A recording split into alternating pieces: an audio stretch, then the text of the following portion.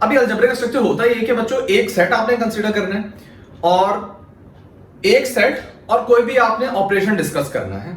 जैसे बुक में डेफिनेशन क्या लिखी हुई है, अ नॉन एम्प्टी सेट ऐसे ले लिया आपने टुगेदर विद वन और मोर बाइनरी ऑपरेशन, कि एक सेट और एक ऑपरेशन, वो एक ऑपरेशन भी हो सकता है, वो दो ऑपरेशन भी हो सकते हैं। अगर आप इनको टुगेदर डिस्कस करो तो उसको क्या बोलोगे, अलजेब्रिक स्ट्रक्चर बोलोगे। ठीक है, एक सेट और एक ऑपरेटर। अच्छा, एक ऑपरेटर भी हो सकता है, दो ऑपरेटर भी हो सकते हैं। आप लोगों ने एक ही ऑपरेटर डिस्कस करोगे यहां पे, लेकिन मैं आपको बता दूं दो ऑपरेटर वाला भी अलजेब्रिक स्ट्रक्चर होता है, जिसके अंदर एडिशन, मल्टीप्लिकेशन और एक सेट, मतलब दो ऑपरेटर और एक सेट कंसीडर होता है, वो भी अलजेब्रिक स्ट्रक्चर है। उसको आप आई गेस कहते हो रिंग्स कहते हो आप। ये डिस्क्रीट मैथमेटिक्स में अगेन पोर्शन है, प्योर मैथमेटिक्स का ये डिस्क्रीट सॉरी रिंग्स होता है वो। उसकी भी डेफिनेशन है कि एडिशन के हिसाब से वो जो प्रॉपर्टीज में डिस्कस किए हैं पांचों उनको सेटिस्फाई करे। फिर दूसरी प्रॉपर्टी क्या थी कि वो सेमी ग्रुप हो, सेमी ग्रुप बताऊंगा मैं क्या विद रिस्पेक्ट टू मल्टीप्लिकेशन। और अगर तीसरी प्रॉपर्टी है कि वो डिस्ट्रीब्यूटिव प्रॉपर्टी को सेटिस्फाई कर रहा हो तो उसको आप रिंग्स कह रहे होते हो। तो वहां पे दो ऑपरेशन आप डिस्कस करते हो एक सेट के साथ, लेकिन यहाँ पे जो अलजेब्रिक स्ट्रक्चर हम डिस्कस कर रहे हैं उसमें एक सेट होगा और एक ऑपरेटर होगा, उसके हिसाब से जो भी बात की जा रही होगी। फॉर एग्जाम्पल नेचुरल नंबर और एडिशन, ये अलजेब्रिक स्ट्रक्चर है। अब इस अलजेब्रिक स्ट्रक्चर के बारे में अगर आप पढ़ो तो natural number with respect to positive closure property को सेटिस्फाई कर रहा है, एसोसिएटिव प्रॉपर्टी को सेटिस्फाई कर रहा है, आइडेंटिटी एग्जिस्ट नहीं कर रही। तो असल चीज ये है कि आपने एक सेट लिया, एक ऑपरेटर लिया, अब जो भी वो अलजेब्रिक स्ट्रक्चर कहलाया जाएगा। अब जो भी आप डिस्कशन कर रहे हो वो बात की चीज है, वो आप कोई भी प्रॉपर्टी इनके दरमियान डिस्कस कर सकते हो। तो ये तो बेसिक बात है कि अलजेब्रिक स्ट्रक्चर होता क्या है। अब इसी अलजेब्रिक स्ट्रक्चर को कंसीडर करते हैं। पहला अलजेब्रिक स्ट्रक्चर जो हम डिस्कस करेंगे वो है यहाँ पे ग्रुपॉइड। अब सवाल है कि ग्रुपॉइड क्या होता है। जितने भी अलजेब्रिक स्ट्रक्चर में आपको डिस्कस कर रहा हूं वो है एक सेट और एक ऑपरेटर, दो ऑपरेटर की डिस्कशन नहीं होगी, मतलब एक सेट और उसके साथ एक ऑपरेटर होगा। अब वो ऑपरेटर एडिशन भी हो सकता है, मल्टीप्लिकेशन भी हो सकता है, कभी कभी आप सब्ट्रैक्शन डिवीजन भी कंसीडर कर लेते हो। अब सवाल है ग्रुपॉइड क्या होता है। भाई ग्रुपॉइड ऐसा अलजेब्रिक स्ट्रक्चर है जिसमें जो ऑपरेटर आप डिस्कस कर रहे हो ना वो बाइनरी ऑपरेटर होना चाहिए। इन अदर वर्ड्स कि जस्ट पहली प्रॉपर्टी को सेटिस्फाई कर रहा हो, मतलब क्लोजर हो, तो आप उसको ग्रुपॉइड बोलोगे। फॉर एग्जाम्पल अगर आप यहां पे देखो बुक में ऐसे कौन से एग्जाम्पल डिस्कस किए हैं, ग्रुपॉइड में बुक वालों ने एग्जाम्पल डिस्कस किए हैं। फॉर एग्जाम्पल एक सेट डिस्कस किया हुआ टी जिसके अंदर है 10, 20, 30, 40, 50 और एक ऑपरेटर अलग से उन्होंने डिफाइन किया। बुक वालों ने जो ऑपरेटर डिफाइन किया वो ये है x asterisk 40 sorry x asterisk y equal to 40, rotation उन्होंने अलग लिखी थी। अब ये जो ऑपरेटर है ना इसका मतलब क्या है, इसका मतलब है कि जो टी उन्होंने कंसीडर किया है, टी कंसीडर किया है 10, 20, 30, 40, 50, ठीक है। तो अगर आप कोई भी दो एलिमेंट को ऑपरेट करवाओ रिजल्ट 40 आएगा। फॉर एग्जांपल अगर आप 10 को ऑपरेट करवाओ 20 से तो रिजल्ट 40 आ रहा है, आप 30 को ऑपरेट करवाओ फॉर एग्जांपल 40 से तब भी रिजल्ट 40 आएगा, किसी भी दो को ऑपरेट करवाओ रिजल्ट में 40 आना है। तो कहने का मतलब क्लोजर प्रॉपर्टी को सेटिस्फाई कर रहा है क्योंकि जो रिजल्ट आ रहा है वो इसी सेट से बिलोंग कर रहा है। तो आप ये बोल सकते हो ये जो ऑपरेटर डिस्कस किया है ना, ये जो ऑपरेटर है जिसका रिजल्ट मतलब जो क्या आपको बता रहा है कि दो नंबर पे अप्लाई करो रिजल्ट 40 आ रहा है, ये एडिशन नहीं है, ये मल्टीप्लिकेशन नहीं है, अलग से उन्होंने डिफाइन किया हुआ है। तो ये जो ऑपरेटर है ये क्लोजर प्रॉपर्टी को सेटिस्फाई कर रहा है। इन अदर वर्ड्स ये ऑपरेटर बाइनरी ऑपरेटर है इस सेट के लिए। तो ये जो अलजेब्रिक स्ट्रक्चर है ना, ये वाला सेट और ये वाला ऑपरेटर, ये क्या कहलाया जाएगा, ये कहलाया जाएगा ग्रुपॉइड। तो सिंपल ग्रुपॉइड में क्या होता है कि जो ऑपरेटर हमने डिस्कस किया है वो बाइनरी ऑपरेटर हो, इन अदर वर्ड्स पहली प्रॉपर्टी क्लोजर प्रॉपर्टी को वो सेटिस्फाई कर रहा हो, उसको आप ग्रुपॉइड बोलते हो। लेकिन कुछ ऐसे भी ग्रुपॉइड हैं जो कि दूसरी प्रॉपर्टी को भी सेटिस्फाई कर रहे होते हैं, मतलब वो एसोसिएटिव भी होते हैं। तो वो अगला उनका नाम क्या होता है, उनको आप बोलते हो सेमी ग्रुप। अब सवाल है कि सेमी ग्रुप क्या होता है। सेमी ग्रुप आप इस तरह समझ सकते हो कि ग्रुपॉइड विद एसोसिएटिव प्रॉपर्टी, या इस तरह बोल सकते हो एसोसिएटिव ग्रुपॉइड, मतलब ग्रुपॉइड हो जो कि एसोसिएटिव प्रॉपर्टी को भी सेटिस्फाई कर रहा हो, मतलब दूसरी प्रॉपर्टी जो आपने डिस्कस की थी। तो अब जो अलजेब्रिक स्ट्रक्चर है उसको आप क्या बोलोगे, सेमी ग्रुप बोलोगे। For example natural number with respect to positive, इस वाले में तो आपने एग्जांपल डिस्कस की थी बुक की कि फॉर एग्जांपल टी था 10, 20, 30 और हम एक ऑपरेटर डिफाइन करते हैं। मैं चेंज कर रहा हूं एग्जांपल को, इजी कर रहा हूं, ये ऑपरेटर डिफाइन करते हैं तो ऑपरेटर क्या है कि जो भी दो नंबर का ऑपरेट करो आंसर 10 आएगा। तो अगर आप इस सेट को कंसीडर करो और इसको कंसीडर करो तो ये टी और ऑपरेटर ये क्या है, ग्रुपॉइड है। अब ऐसा ग्रुपॉइड जो एसोसिएटिव भी हो उसको आप क्या बोलोगे, सेमी ग्रुप बोलोगे, ठीक है। और वो क्या है, बेस्ट एग्जांपल है उसकी natural number with respect to positive. आपको पता है natural number with respect to positive close होते हैं, मतलब पॉजिटिव बाइनरी ऑपरेटर है। दूसरी चीज एसोसिएटिव होते हैं, वो आइडेंटिटी एग्जिस्ट नहीं करती उसके अंदर विद रिस्पेक्ट टू पॉजिटिव बात करें तो ये क्या कहलाया जाएगा, ये ऐसा ग्रुपॉइड है जो कि एसोसिएटिव है जिसका मैं नाम रखा हुआ है सेमी ग्रुप। तो natural number with respect to positive ये क्या है, ये ऐसा अलजेब्रिक स्ट्रक्चर है जिसको आप सेमी ग्रुप कहते हो। अच्छा, लेकिन कुछ ऐसी भी सिचुएशन हो सकती है ना जिसमें आपका जो सेमी ग्रुप है, जो सेमी ग्रुप है वो क्या हो जाए, सेमी ग्रुप के अंदर आइडेंटिटी एग्जिस्ट हो जाए। मैं शॉर्ट लैंग्वेज में लिख रहा हूं, प्रॉपर जुमले नहीं लिख रहा। मैंने कहा इसको इस तरह भी आप बोल सकते हो, semi group with identity element, कि ऐसा अलजेब्रिक स्ट्रक्चर जो कि सेमी ग्रुप हो और आइडेंटिटी भी एग्जिस्ट कर रही हो, तो उसका नाम क्या रखा हुआ, उसका नाम रखा हुआ है मोनोइड। ये नाम बुक ने डिस्कस नहीं किया लेकिन मेंशन किया हुआ नीचे लिखा हुआ है, बिल्कुल पेज नंबर 148 के आखिर में लिखा हुआ है, semi group is said to be semi group with identity if E is the identity element. वो इसको बस जनरलाइज उन्होंने नाम बोल दिया कि semi group with identity element. वो कह रहे हैं कि semi group with identity element आप उस वक्त बोलोगे जब सेमी ग्रुप में जो आपने सेट कंसीडर किया हुआ उसके अंदर आइडेंटिटी भी एग्जिस्ट करे। तो ये कोई नाम नहीं है semi group with identity element, असल नाम है मोनोइड। मोनोइड वो अलजेब्रिक स्ट्रक्चर है, ऐसा सेमी ग्रुप है जो कि आइडेंटिटी प्रॉपर्टी को सेटिस्फाई कर रहा है, मतलब उसके अंदर आइडेंटिटी भी एग्जिस्ट कर रही है। तो अब आप क्या बोलोगे, मोनोइड। सिंपल लैंग्वेज में जो ग्रुपॉइड है वो पहली प्रॉपर्टी को सेटिस्फाई कर रहा होता है, सेमी ग्रुप जो है वो शुरू की दोनों को सेटिस्फाई कर रहा है, क्लोजर एसोसिएटिव। जो मोनोइड है वो ऐसा है कि जो तीनों प्रॉपर्टी को सेटिस्फाई कर रहा है, क्लोजर को भी, एसोसिएटिव को भी, और आइडेंटिटी भी एग्जिस्ट कर रही है उसके अंदर। और इसकी एग्जांपल हम कौन सी लिखें, इसकी एग्जांपल हम लिख सकते हैं natural number with respect to multiplication, monoid है ये, क्योंकि तीसरी वाली प्रॉपर्टी को सेटिस्फाई कर रहा है। With respect to multiplication identity 1 होती है तो मोनोइड है ये। क्लोजर, एसोसिएटिव और क्या कहते हैं आइडेंटिटी भी होगी इसके अंदर। और चौथी वाली चीज है जो आपको, ये 5.2 का टॉपिक है, बस 5.3 के टॉपिक में उन्होंने फिर एक और चीज मेंशन की हुई है, और वो क्या है, वो है ग्रुप। ये जो चैप्टर का नाम है ना ग्रुप का, वही चीज आने वाली है। ये ग्रुप क्या होता है भाई, ग्रुप ये होता है कि मोनोइड जो कि इनवर्स प्रॉपर्टी को सेटिस्फाई कर रहा हो, मतलब ऐसा मोनोइड जिसके अंदर इनवर्स भी एग्जिस्ट करे, उसको आप बोलते हो ग्रुप। तो अब ग्रुप 4 प्रॉपर्टी को सेटिस्फाई कर रहा है। अगर वो मोनोइड है तो शुरू की 3 प्रॉपर्टी को सेटिस्फाई कर रहा है, और monoid with inverse element exist कर रहा है, इसका मतलब चौथी प्रॉपर्टी को सेटिस्फाई कर रहा है। तो ग्रुप के लिए चारों प्रॉपर्टी सेटिस्फाई होनी चाहिए।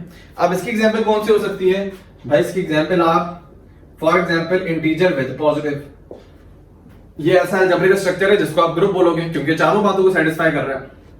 क्लोजर है, अच्छा एसोसिएटिव है, identity with respect to positive 0 exist कर रही है, और चौथी चीज इनवर्स भी एग्जिस्ट कर रहा है। 2 का एडिटिव इनवर्स -2 इंटीजर है, 3 का एडिटिव इनवर्स -3 इंटीजर है। इसका मतलब ये वो अलजेब्रिक स्ट्रक्चर है जो कि चारों प्रॉपर्टी को सेटिस्फाई कर रहा है, या आप सिंपल लैंग्वेज में ये मोनोइड है जिसके अंदर इनवर्स भी एग्जिस्ट कर रहा है, दैट्स व्हाई इसको आप क्या बोलोगे, ग्रुप बोलोगे, ठीक है। तो ये डिफरेंट नाम है जो मैंने आप लोगों से डिस्कस कर लिए हैं। अब इसके अलावा एक 5वां नाम भी होता है जिसको आप कहते हो एबिलियन ग्रुप, लेकिन ये एबिलियन ग्रुप सब पे बोल सकते हो, मतलब आप जो वर्ड है ना एबिलियन का, मैं यहां पे बता देता हूं। जो एबिलियन किसी के साथ भी आप यूज कर सकते हो, कहने का मतलब एबिलियन, आप एबिलियन ग्रुपॉइड भी बोल सकते हो, एबिलियन सेमी ग्रुप भी बोल सकते हो, एबिलियन मोनोइड, एबिलियन ग्रुप, कुछ भी आप वहां पे बोल सकते हो, ठीक है। ये जो एबिलियन जब भी आ जाए ना, इसका मतलब कम्यूटेटिव प्रॉपर्टी को सेटिस्फाई करना। तो फॉर एग्जांपल अगर आपको बोला जाए कि एबिलियन ग्रुपॉइड, तो कहने का मतलब ऐसा ग्रुपॉइड जो कि कम्यूटेटिव हो, क्योंकि एबिलियन का वर्ड बोलती है, मतलब वो क्लोजर होगा, मतलब उसके अंदर बाइनरी ऑपरेटर है, और साथ साथ वो कम्यूटेटिव को सेटिस्फाई कर रहा होगा। फॉर एग्जांपल ये एबिलियन ग्रुपॉइड है, आप x स्टेरिक y करो या y स्टेरिक x करो, आंसर 10 ही आएगा। तो कम्यूटेटिव ये फर्क नहीं पड़ा ना, ऑर्डर चेंज कर दो कोई फर्क नहीं पड़ा, x asterisk y asterisk x, ये तो ये एबिलियन ग्रुपॉइड इसको कहोगे। इसी तरीके से होगा एबिलियन सेमी ग्रुप। एबिलियन सेमी ग्रुप क्या होगा, जो कि एसोसिएटिव प्रॉपर्टी को, ऐसा ग्रुपॉइड जो कि एसोसिएटिव प्रॉपर्टी को सेटिस्फाई कर रहा हो और साथ साथ कम्यूटेटिव भी हो, तो उसको बोलोगे एबिलियन क्योंकि कम्यूटेटिव है, और ग्रुपॉइड विद एसोसिएटिव तो उसको बोलोगे सेमी ग्रुप, तो एबिलियन सेमी ग्रुप आप बोल सकते हो। और ये जो मैंने एग्जांपल लिखी हुई है ये एबिलियन सेमी ग्रुप है, ये कम्यूटेटिव भी होता है natural number with respect to positive. अच्छा matrices with respect to positive आप उसको ग्रुपॉइड बोल सकते हो लेकिन अच्छा वर्ड होगा नहीं। कह सकते हो ग्रुपॉइड क्योंकि वो क्लोजर होते हैं, लेकिन matrices with respect to positive associative भी होते हैं, matrices with respect to positive identity भी है, क्योंकि उन्होंने M3 डिस्कस किया है यहाँ पे। तो M3 का मतलब आइडेंटिटी भी एग्जिस्ट कर रही होगी, 0 0 0 नल मैट्रिक्स होगी M3 के अंदर। इसी तरह इनवर्स भी एग्जिस्ट कर रहा होगा विद रिस्पेक्ट टू पॉजिटिव बात करो तो मैट्रिक्स मतलब ये वाला जो है मैट्रिसेस 3x3 की और विद रिस्पेक्ट टू पॉजिटिव, इसके लिए अच्छा वर्ड है कि ग्रुप है, बल्कि और अच्छा वर्ड है एबिलियन ग्रुप, क्योंकि ग्रुप भी है, क्योंकि चारों प्रॉपर्टी को सेटिस्फाई करेगा, आइडेंटिटी भी होगी, इनवर्स भी होगा इसके अंदर। एडिटिव इनवर्स होगा ना, एक मैट्रिक्स 3x3 की है उसका एडिटिव इनवर्स क्या होता है 3x3 का ही होता है, तो इसका मतलब एग्जिस्ट करता है। तो ये ग्रुप है साथ साथ कम्यूटेटिव भी है, तो एबिलियन ग्रुप अच्छा वर्ड है इसके अंदर, क्योंकि एबिलियन ग्रुप कंप्लीट इंफॉर्मेशन आपको दे रहा है, ग्रुपॉइड कंप्लीट इंफॉर्मेशन नहीं दे रहा। ग्रुपॉइड इसको बोलोगे तो मतलब सेंस बनेगी कि पहली प्रॉपर्टी को सेटिस्फाई कर रहा है, वो मजा नहीं आ रहा। कंप्लीट अगर आप इसको बोलना चाहोगे तो एबिलियन ग्रुप या खाली ग्रुप भी आप बोल सकते हो, लाइक मैक्सिमम चीजें आप बता रहे हो ना कि मैक्सिमम चीजों को ये फॉलो कर रहा है, ठीक है। तो बुक ने खैर ग्रुपॉइड बोला, ग्रुपॉइड ऑब्वियसली होगा, जाहिर सी बात है। इसको तो आप सेमी ग्रुप भी बोल सकते हो, क्योंकि सभी प्रॉपर्टी को सेटिस्फाई कर रहा है, तो बेहतर वर्ड ग्रुप है, लेकिन खैर आप बोल सकते हो बाकी चीजें भी। फिर एक बार सेमी ग्रुप जो कि कम्यूटेटिव हो उसको आप एबिलियन सेमी ग्रुप कहते हैं। ये सब बातें यहाँ पे डिस्कस हुई हैं। उसके बाद अगर 5.5 पे वही ग्रुप डिस्कस किया हुआ, मैं कोई इंपॉर्टेंट बात है तो मैं बता देता हूँ इसमें से जो मिस होगी हो। इन्होंने एग्जांपल दी है z+ तो मैंने भी दे दिए। फिर एग्जांपल है क्या कहते हैं z with respect to multiplication is not a group, वही जो मैंने बात बताई है कि जो ग्रुप नहीं है z, और अच्छा मल्टीप्लिकेशन के लिए डॉट भी यूज करते हैं और मल्टीप्लिकेशन का साइन भी यूज करते हैं, ये ग्रुप नहीं है। क्यों ग्रुप नहीं है? क्योंकि ये चौथी प्रॉपर्टी को सेटिस्फाई नहीं कर रहा होगा। विद रिस्पेक्ट टू आइडेंटिटी 1 तो है इसके अंदर, मतलब ये मोनोइड है, ये समझ लो, इसको आप यहां पे लिख सकते हो, ये मोनोइड है। क्यों? क्योंकि आइडेंटिटी तो एग्जिस्ट कर रही है इसके अंदर। पहली बात क्लोजर है, एसोसिएटिव है, तो इसका मतलब सेमी ग्रुप है, लेकिन सेमी ग्रुप के साथ साथ इसके अंदर आइडेंटिटी भी है, विद रिस्पेक्ट टू मल्टीप्लिकेशन 1 होती है जो कि इंटीजर के अंदर मौजूद है, तो अच्छा वर्ड है, आप इसको मोनोइड बोलोगे। ग्रुप इसलिए नहीं बोलोगे क्योंकि ग्रुप के लिए फिर इनवर्स भी होना चाहिए, और मल्टीप्लिकेटिव इनवर्स इंटीजर का नहीं होता। फॉर एग्जांपल 2 का मल्टीप्लिकेटिव इनवर्स 1/2 इंटीजर नहीं है, तो दैट्स व्हाई ये मोनोइड होगा, लेकिन इसको आप ग्रुप नहीं बोल सकते, तो नॉट अ ग्रुप आप बोल दो इसको। इसी तरीके से बुक में लिखा हुआ है natural number with respect to positive, natural number with respect to multiplication group नहीं है। तो natural number with respect to positive की तो औकात ही नहीं है, वो तो मोनोइड नहीं है, तो ग्रुप कैसे होंगे? और natural number with respect to multiplication again वही मसला है कि इनवर्स एग्जिस्ट नहीं कर रहा होगा, और आइडेंटिटी तो होगी लेकिन इनवर्स एग्जिस्ट नहीं कर रहा होगा। फिर एग्जांपल 4 में लिखा हुआ है रियल नंबर, अच्छा ये जो है ना बड़े बड़े सेट सारे, real number with respect to positive, देखो जितने बड़े सेट हैं विद रिस्पेक्ट टू पॉजिटिव तो मसला ही नहीं है उनके अंदर। जो बड़े बड़े सेट है ना, complex number, real number, rational number, इनमें मसला जीरो करता है जब आप मल्टीप्लिकेशन डिस्कस कर रहे हो। प्लस की तो कोई औकात ही नहीं है इनके अंदर, प्लस तो आराम से सेटिस्फाई कर रहे होंगे, तो आर पॉजिटिव हो जाए, इसी तरह सी मतलब कॉम्प्लेक्स के साथ पॉजिटिव कंसीडर कर लो, कोई मसला नहीं, ग्रुप ही ग्रुप है। हाँ अब आ जाओ आप बाकी स्पेसिफिक एग्जांपल पे। जो रियल पॉजिटिव है वो with respect to multiplication group है, क्योंकि रियल पॉजिटिव में पॉजिटिव रियल नंबर आएंगे, जीरो हट गया यहां से, तो पॉजिटिव रियल नंबर का आइडेंटिटी एग्जिस्ट करेगी, लेकिन पॉजिटिव में तो जीरो एग्जिस्ट नहीं करना चाहिए ना, नहीं सॉरी मेरे ध्यान में कौन विद रिस्पेक्ट टू मल्टीप्लिकेशन तो आइडेंटिटी 1 होगी ना। अगर इस चीज को प्लस कर देते अब मसला हो जाता। क्यों? क्योंकि पॉजिटिव रियल नंबर के अंदर आइडेंटिटी नहीं है ना, जीरो नहीं होता, जीरो को पॉजिटिव तो नहीं है ना, जीरो तो एक न्यूट्रल से यार जवाब मेरा कहीं और जा रहा है, जीरो न्यूट्रल है। फिर तो पॉजिटिव तो भाई सिंपल सी लैंग्वेज में पॉजिटिव जो अगर आप बात करो तो उसमें जीरो नहीं होता, पॉजिटिव के रिस्पेक्ट से आइडेंटिटी जीरो एग्जिस्ट नहीं करेगी यहाँ पे, तो तब मसला होगा, तब ये ग्रुप नहीं होगा। लेकिन with respect to multiplication group है, क्योंकि 1 इसके अंदर होगा, 1 एडिटिव आइडेंटिटी है। और चौथी चीज इनवर्स भी बिल्कुल होगा। With respect to multiplication inverse reciprocal होता है ना, तो रैशनल नंबर रियल नंबर में रेसिप्रोकल का क्या इशू है? 2 रियल नंबर है 1/2 भी रियल नंबर है, 10 रियल नंबर है तो 1/10 भी रियल नंबर है, तो ये ग्रुप हो गया। इसी तरह हमने डिस्कस किया complex number with positive and multiplication, वो भी रियल नंबर, वो भी ग्रुप होगा। Complex number positive with respect to multiplication, मतलब कॉम्प्लेक्स नंबर में दोनों डिस्कस किए मैं, complex number with respect to positive, मतलब पॉजिटिव कॉम्प्लेक्स नंबर और मल्टीप्लिकेशन, और लिखा हुआ है इस चीज को इसके साथ मैंने यहां पे डिस्कस की हुई है मल्टीप्लीकेशन, यहां पे मल्टीप्लीकेशन डिस्कस की हुई तो ग्रुप है। अच्छा अलग से उन्होंने डिफाइन किया, इसको स्टेरिक बोला है। अब इसको उन्होंने क्या डिफाइन किया हुआ है, इस वाली चीज को उन्होंने डिफाइन किया हुआ है कि is called multiplicative group of non zero complex number. Basically वो यहां पे इसको मल्टीप्लिकेशन का साइन कंसीडर कर रहे हैं और इसको डिफाइन कर रहे हैं non zero complex number. Non zero complex number मतलब पॉजिटिव नेगेटिव दोनों कंसीडर कर रहे हैं यहां पे वो। तो अगेन ग्रुप होगा, क्योंकि अगर आप मल्टीप्लिकेशन डिस्कस करो और अब देखो यहां पे मतलब सेंस नहीं बन रही ना, अजीब सा सी कॉम्प्लेक्स प्लस लिखा हुआ है लेकिन कंफ्यूज कर दिया उन्होंने कि मल्टीप्लिकेटिव ग्रुप में हम मल्टीप्लिकेशन डिस्कस करना चाह रहे हैं of non zero complex number, और जो सेट है उसको नॉन जीरो कॉम्प्लेक्स कह रहे हैं, मतलब पॉजिटिव नेगेटिव दोनों आ रहे हैं उसके अंदर। तो खैर अब क्या बोल सकते हैं इस बारे में, लेकिन जाहिर सी बात है इनकी डेफिनेशन में मुताबिक तो ग्रुप ही होगा ये, लेकिन मुझे मजा नहीं आ रहा कि नोटेशन को सेंस की तरह बना दी थी है। अच्छा फिर आगे लिखा हुआ है semi group with identity is called group for every element.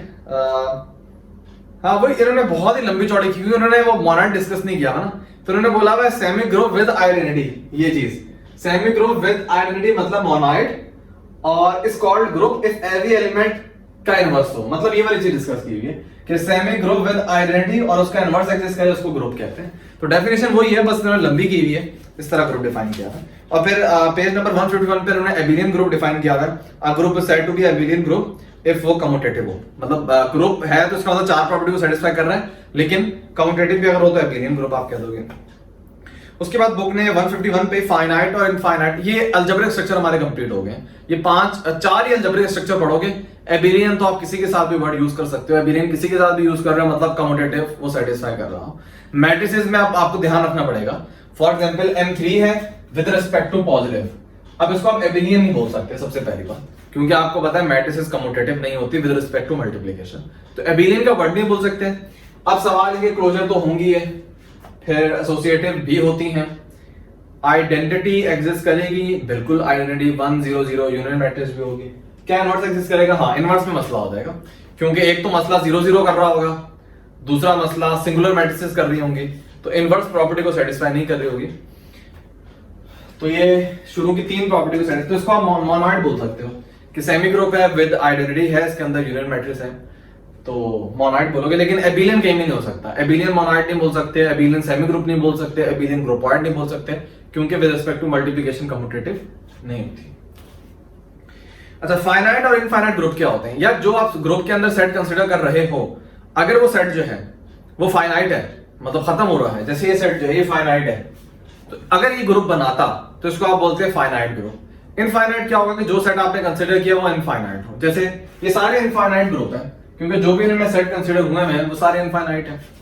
अच्छा कुछ ऑपरेशन तो आपको पता होते हैं ना कि यार, जैसे एडिशन का मतलब आपको पता है, मल्टीप्लिकेशन का मतलब आपको पता है, कुछ ऐसे भी ऑपरेशन होते हैं जिनको वो सवाल में डिफाइन कर देते हैं। जैसे एडिशन मल्टीप्लिकेशन का मतलब तो पता है ना, लेकिन कोई ऐसा ऑपरेशन है जिसको आपको मतलब नहीं पता, लेकिन वो आपको मतलब बता देते हैं। जैसे यहां पे एक ऑपरेशन गिवन है कि अगर स्टेरिक एक ऐसा ऑपरेशन है कि जब वो आप किसी दो नंबर्स में ऑपरेट करवा रहे हो ना, तो वो बराबर हो जाएगा 3xy के।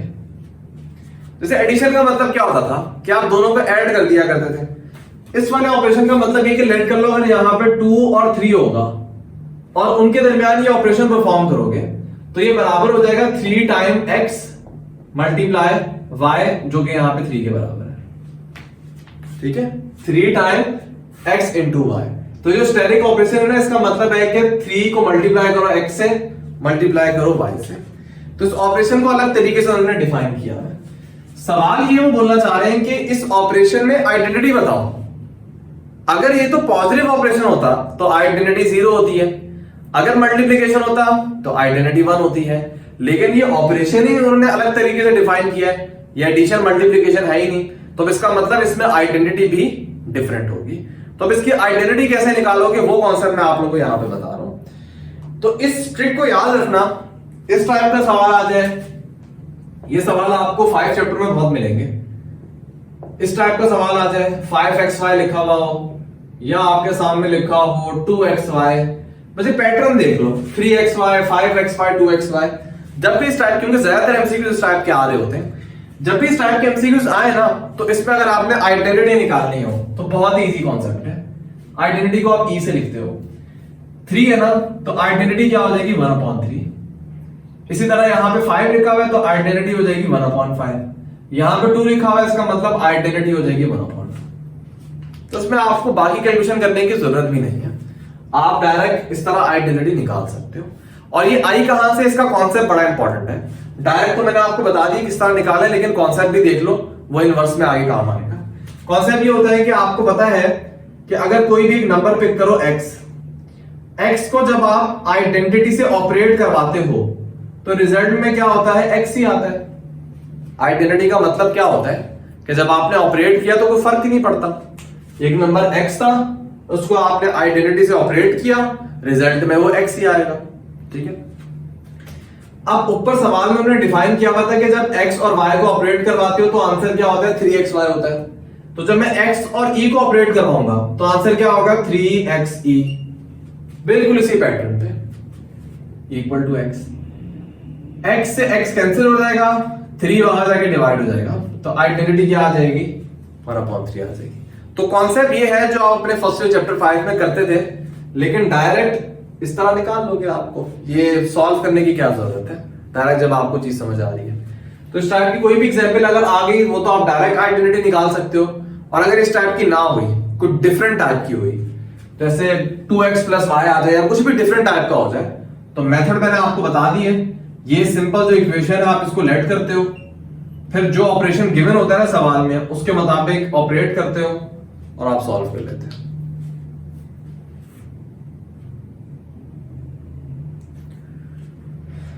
ठीक है, तो ये हाँ, ई को क्या कहते हैं फिर? ये ई आइडेंटिटी से रिप्रेजेंट कर रहे होते हैं, मतलब ई यहाँ पे आइडेंटिटी को शो कर रहा है। सर अगर आंसर ही मतलब सॉरी सर अगर जैसे xy 3xy सर अगर ये फॉर्म में आ जाए तो सर 3xy आ जाएगा इसका आंसर, 3 आ जाएगा सर इसका आंसर। मतलब इस तरह कह रहे हो सर 1/3/2 नो सर 3/2 3/2 ये कह रहे हो, इसका यार 2/3 आना चाहिए। देख लेते हैं 2/3 आएगा इसका, करके देख लेते हैं। तो वही इक्वेशन जो है वो हमने डिस्कस की थी, वो इक्वेशन को कंसीडर करो। अच्छा, x और e को ऑपरेट करवाने का मतलब क्या है, आप 3/2 लगाओगे, xy मतलब xe, तो x से x कैंसिल, अगेन वही बात है, 2 मल्टीप्लाई होगा 3 डिवाइड हो जाएगा, तो आइडेंटिटी आ जाएगी 2/3। सर फिर 1/3 आ गया तो सर 3 आ जाएगा आंसर। हाँ, थैंक यू सर। अच्छा, या तो सवाल में आपको बोलेंगे आइडेंटिटी निकालो, या सवाल में बोलेंगे इनवर्स निकालो, बस दो ही किस्म का आता है और नहीं आ सकता। क्या बताया था? अच्छा, आइडेंटिटी जो है वो एक ही रहती है, जैसे with respect to positive real number consider कर लो, आइडेंटिटी 0 रहेगी, आइडेंटिटी एक ही रहती है, वो चेंज नहीं होती, लेकिन इनवर्स हर एलिमेंट का अलग अलग होता है। तो जैसे मेरे पास एक सवाल है, यहाँ पे उन्होंने बोला हुआ है कि इस वाले ऑपरेशन को डिफाइन किया हुआ है कि x स्टेरिक बराबर है 5xy के, और लिखा हुआ है कि देन इनवर्स ऑफ 2, कि वो आपको बोल रहे हैं कि निकालो इनवर्स ऑफ 2, और ऑपरेशन में दोबारा लिख देता हूं x स्टेरिक y 5xy, ये ऑपरेशन है, और आपको बोल रहे हैं कि भाई इनवर्स ऑफ 2 निकालो। अब 2 का इनवर्स आप कैसे निकालोगे? सबसे पहले आपको आइडेंटिटी पता होनी चाहिए। इस वाले सीन में आइडेंटिटी क्या है, अभी बताया था 1/5। जैसे आपने इधर एक इक्वेशन बनाई थी ना, यहां भी एक इक्वेशन बनाओगे। कैसी इक्वेशन? अगर आपको याद हो, आपने 2 का इनवर्स निकालना है ना, जो एडिशन था उसमें क्या कॉन्सेप्ट था कि 2 के अंदर मैं ऐसा कौन सा नंबर ऐड करूं कि रिजल्ट में मेरे पास आइडेंटिटी आए, मतलब 0 आए, 0 आइडेंटिटी होती थी ना, तो 2 के अंदर मैं -2 ऐड करता था। ठीक है, लेकिन इक्वेशन को जरा गौर करना कि 2 के अंदर मैं किसको ऐड करूं कि रिजल्ट में आइडेंटिटी आ रही हो।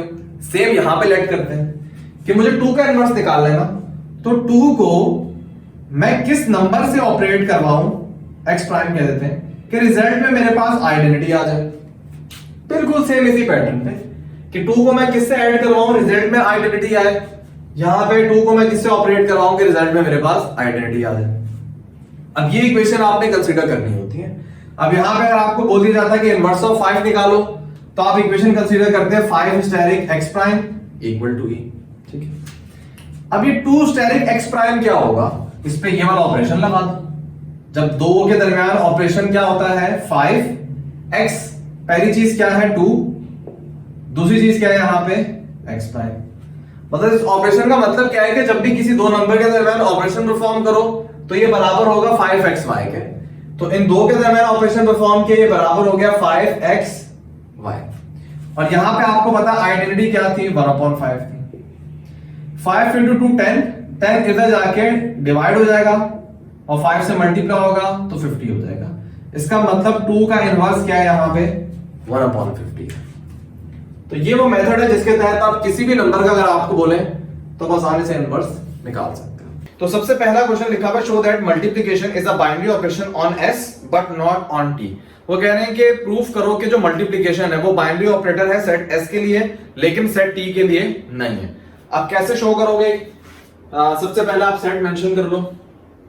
तो क्वेश्चन नंबर 1 में सेट s दिया हुआ है और उसके अंदर एलिमेंट्स है 1 और -1, और दूसरा सेट दिया हुआ है जिसके अंदर एलिमेंट है 1 और 2। देखो प्रूफ करने का तरीका ये है कि आप कंपोजिशन टेबल बनाओ जिसको मल्टीप्लिकेशन टेबल भी कहते हैं। उस टेबल में आप देखो कि इनको मल्टीप्लाई करने के बाद जो रिजल्ट आ रहे हैं क्या वो इस सेट से बिलोंग कर रहे हैं। अगर वो सेट से बिलोंग कर रहे होंगे तो वो बाइनरी ऑपरेटर कहलाया जाएगा। अगर एलिमेंट्स जो है वो सेट से बिलोंग नहीं कर रहे होंगे, कोई एक भी अगर बिलोंग नहीं कर रहा होगा तो फिर वो बाइनरी ऑपरेटर नहीं कहलाया जाएगा। तो सॉल्यूशन स्टार्ट करते हैं। सिंपल मल्टीप्लिकेशन टेबल बनाओ। सबसे पहले सेट S की बात करते हैं। तो कंसीडर S, इस सेट को कंसीडर करते हैं और अब बनाते हैं एक मल्टीप्लिकेशन टेबल। यहां पे आएगा 1 और -1, इसी तरह यहां पे भी लिख दो 1 और -1। और किस ऑपरेटर की बात करनी है? मल्टीप्लिकेशन की बात करनी, तो यहां पे आप मल्टीप्लिकेशन लिख दो। तो 1 को 1 से मल्टीप्लाई करो। आंसर मैं इसको ब्लैक में लिख देता हूं ताकि आप लोगों को डिफरेंशिएट करने में आसानी हो जाए। यहां पे कैमरा सीधा है ना, थोड़ा तो टेढ़ा लग रहा है। अच्छा 1 को 1 से मल्टीप्लाई करो 1 आएगा। 1 को -1 से मल्टीप्लाई करो -1, -1 को 1 से करो -1 और -1 को -1 से करो +1। तो अगर आप ऑब्जर्व करो जितने भी ब्लैक में आपको 4 एलिमेंट नजर आ रहे हैं ये बिलोंग कर रहे हैं इसी सेट से। तो जब सारे एलिमेंट इसी सेट से बिलोंग कर रहे हैं सो देयरफॉर आपको कोई बताने की जरूरत नहीं है। चाहो तो बता दो कि all elements belong to set S, therefore multiplication is a binary operator. तो बस अभी लिख दो, ये चीज आपने शो कर दी है ना। उसके बाद बताओ कि multiplication is a binary operator on set S। एक सेकेंड। उसके बाद अब सेट करो दूसरा कंसीडर। तो कंसीडर करो आप सेट T जिसके अंदर एलिमेंट्स है 1 और 2। अब जरा इसका कंपोजिशन टेबल बनाते हैं। 1 2 1 2, अगेन मल्टीप्लिकेशन कंसीडर करना है। तो बच्चों 1 को 1 से मल्टीप्लाई करो 1 आ रहा है, 1 को 2 से करो 2 आ रहा है, 2 को 1 से करो 2 आ रहा है, 2 को 2 से करो 4 आ रहा है। अब देखो बाकी जो 3 एलिमेंट है 1 2 2 ये इसी सेट से बिलोंग कर रहे हैं। सिर्फ एक ऐसा एलिमेंट है जो इस सेट से बिलोंग नहीं कर रहा। तो कहने का मतलब ये अगर इस सेट से आप 2 उठाओ और 2 को अपने आप से मल्टीप्लाई करो तो जो रिजल्ट आएगा वो इस सेट से बिलोंग नहीं कर रहा।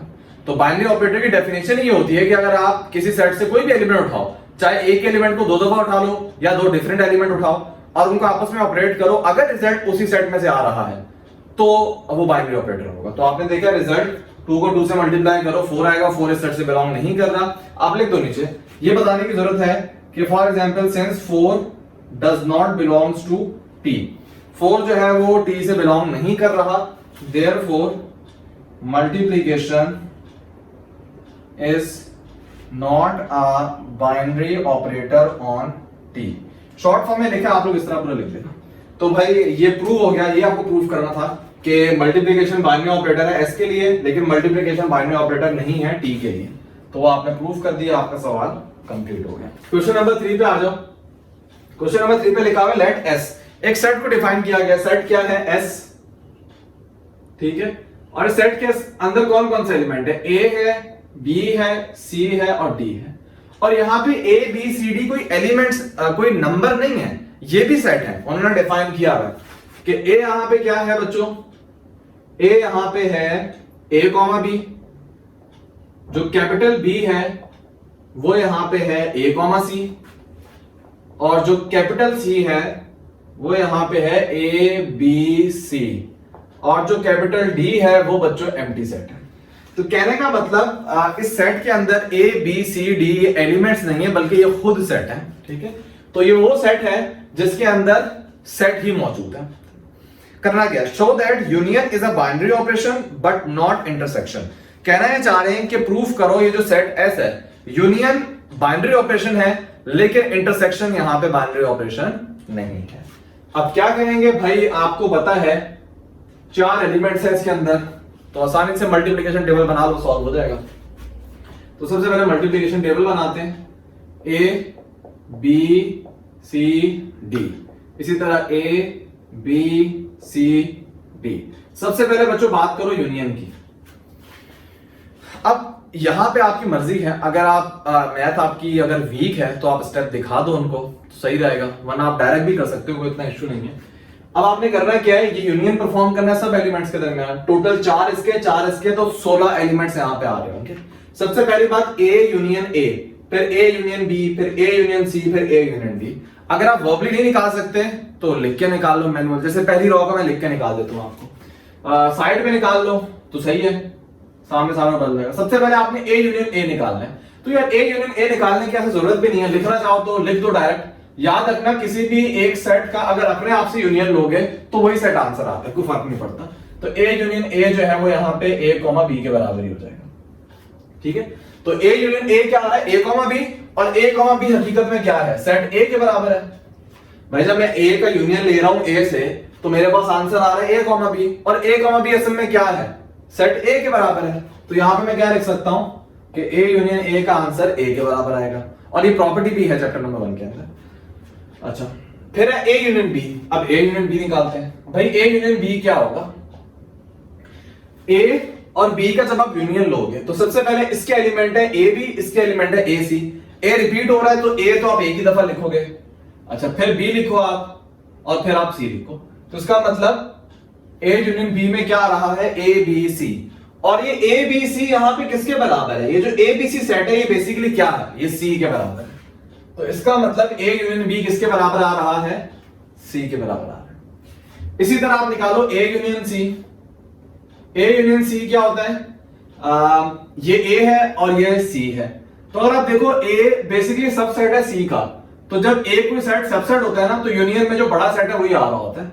मतलब ए का अगर सी से यूनियन निकालोगे तो ए को कंसीडर ना भी करो तो बेहतर है, क्योंकि ए के सारे एलिमेंट सी के अंदर मौजूद है। तो यूनियन के आंसर में क्या आ जाएगा, ए बी सी, मतलब सेट सी के बराबर ही हो जाएगा। ठीक है, अच्छा उसके बाद निकालो A union D. A union D क्या हो जाएगा, भाई याद रखना जब भी आप एम्प्टी सेट से यूनियन निकालते हो तो बेसिकली एम्प्टी सेट जो है ना वो एक आइडेंटिटी है। जैसे आपने रियल नंबर्स की पढ़ी थी ना, आइडेंटिटी 0 है, आप किसी भी नंबर को 0 में ऐड करोगे उस नंबर को कोई फर्क नहीं पड़ेगा। इसी तरह किसी भी सेट का यूनियन अगर आप एम्प्टी सेट से लोगे तो कोई फर्क नहीं पड़ेगा, वो सेट वैसे का वैसे ही रहेगा। तो ए कॉमा बी अपनी जगह पे आ जाएगा जो कि बराबर है सेट ए के, यहां पे ए आ गया। ठीक है, अब इसी तरह आपने बाकी सारे फिल करने हैं। अब मैं मैनुअल कर देता हूं, ये आप लोग कर लेना। अब निकालोगे बी यूनियन ए। भाई जो ए यूनियन बी है वही बी यूनियन ए होगा, तो ए यूनियन बी सी था, B union A B C होगा। बी यूनियन बी, भाई एक सेट का यूनियन अपने आप से वही होता है। बी यूनियन सी, बी और सी का यूनियन लोगे तो ए आएगा, बी आएगा, सी आएगा, मतलब सी के बराबर ही हो जाएगा। इन दोनों का यूनियन लो, ए बी सी आएगा। इसी तरह बी का यूनियन डी से लो, अगेन एम्प्टी सेट है तो बी अपनी जगह पे आ जाएगा। अच्छा, अब सी का यूनियन ए से लो, भाई ए यूनियन सी और सी यूनियन ए एक ही बात है, यहां पे सी आ जाएगा। सी का यूनियन लो बी से, तो सी और बी का यूनियन लोगे अगेन सी के बराबर हो जाएगा। सी का यूनियन सी से लो, अगेन सी हो जाएगा। सी का यूनियन डी से लो, अगेन सी हो जाएगा। ठीक है, अच्छा फिर डी का यूनियन ए से लो, अगेन डी एक एम्प्टी सेट है, इसका यूनियन अगर ए से लोगे तो सेट ए के बराबर ही होगा। डी का यूनियन, अच्छा यहां पे जिससे आप यूनियन ले रहे होगे ना डी का वही आंसर आएगा। क्यों, क्योंकि डी एक एम्प्टी सेट है, एक आइडेंटिटी है, इसको फर्क नहीं पड़ेगा किसी सेट को। तो डी का यूनियन बी से लो, बी आएगा। डी का यूनियन सी से लो, सी आएगा। डी का यूनियन डी से लो तो डी ही यहां पे आ जाएगा। तो यहां पे अगर आप ऑब्जर्व करो एक बात को, वो बात ये है कि डी जो है वो यहां पे एस आइडेंटिटी ट्रीट हो रहा है। ठीक है, अब अगर आप ऑब्जर्व करो ये जो 16 एलिमेंट आपके सामने आए हैं, क्या ये इसी सेट से बिलोंग कर रहे हैं? बिल्कुल। ये जो सेट एस था इसके अंदर एलिमेंट कौन कौन से थे? A B C D. यहां पे जितने 16 एलिमेंट्स आए हैं वो सब इसी सेट से बिलोंग कर रहे हैं, कोई सेट के बाहर नहीं है।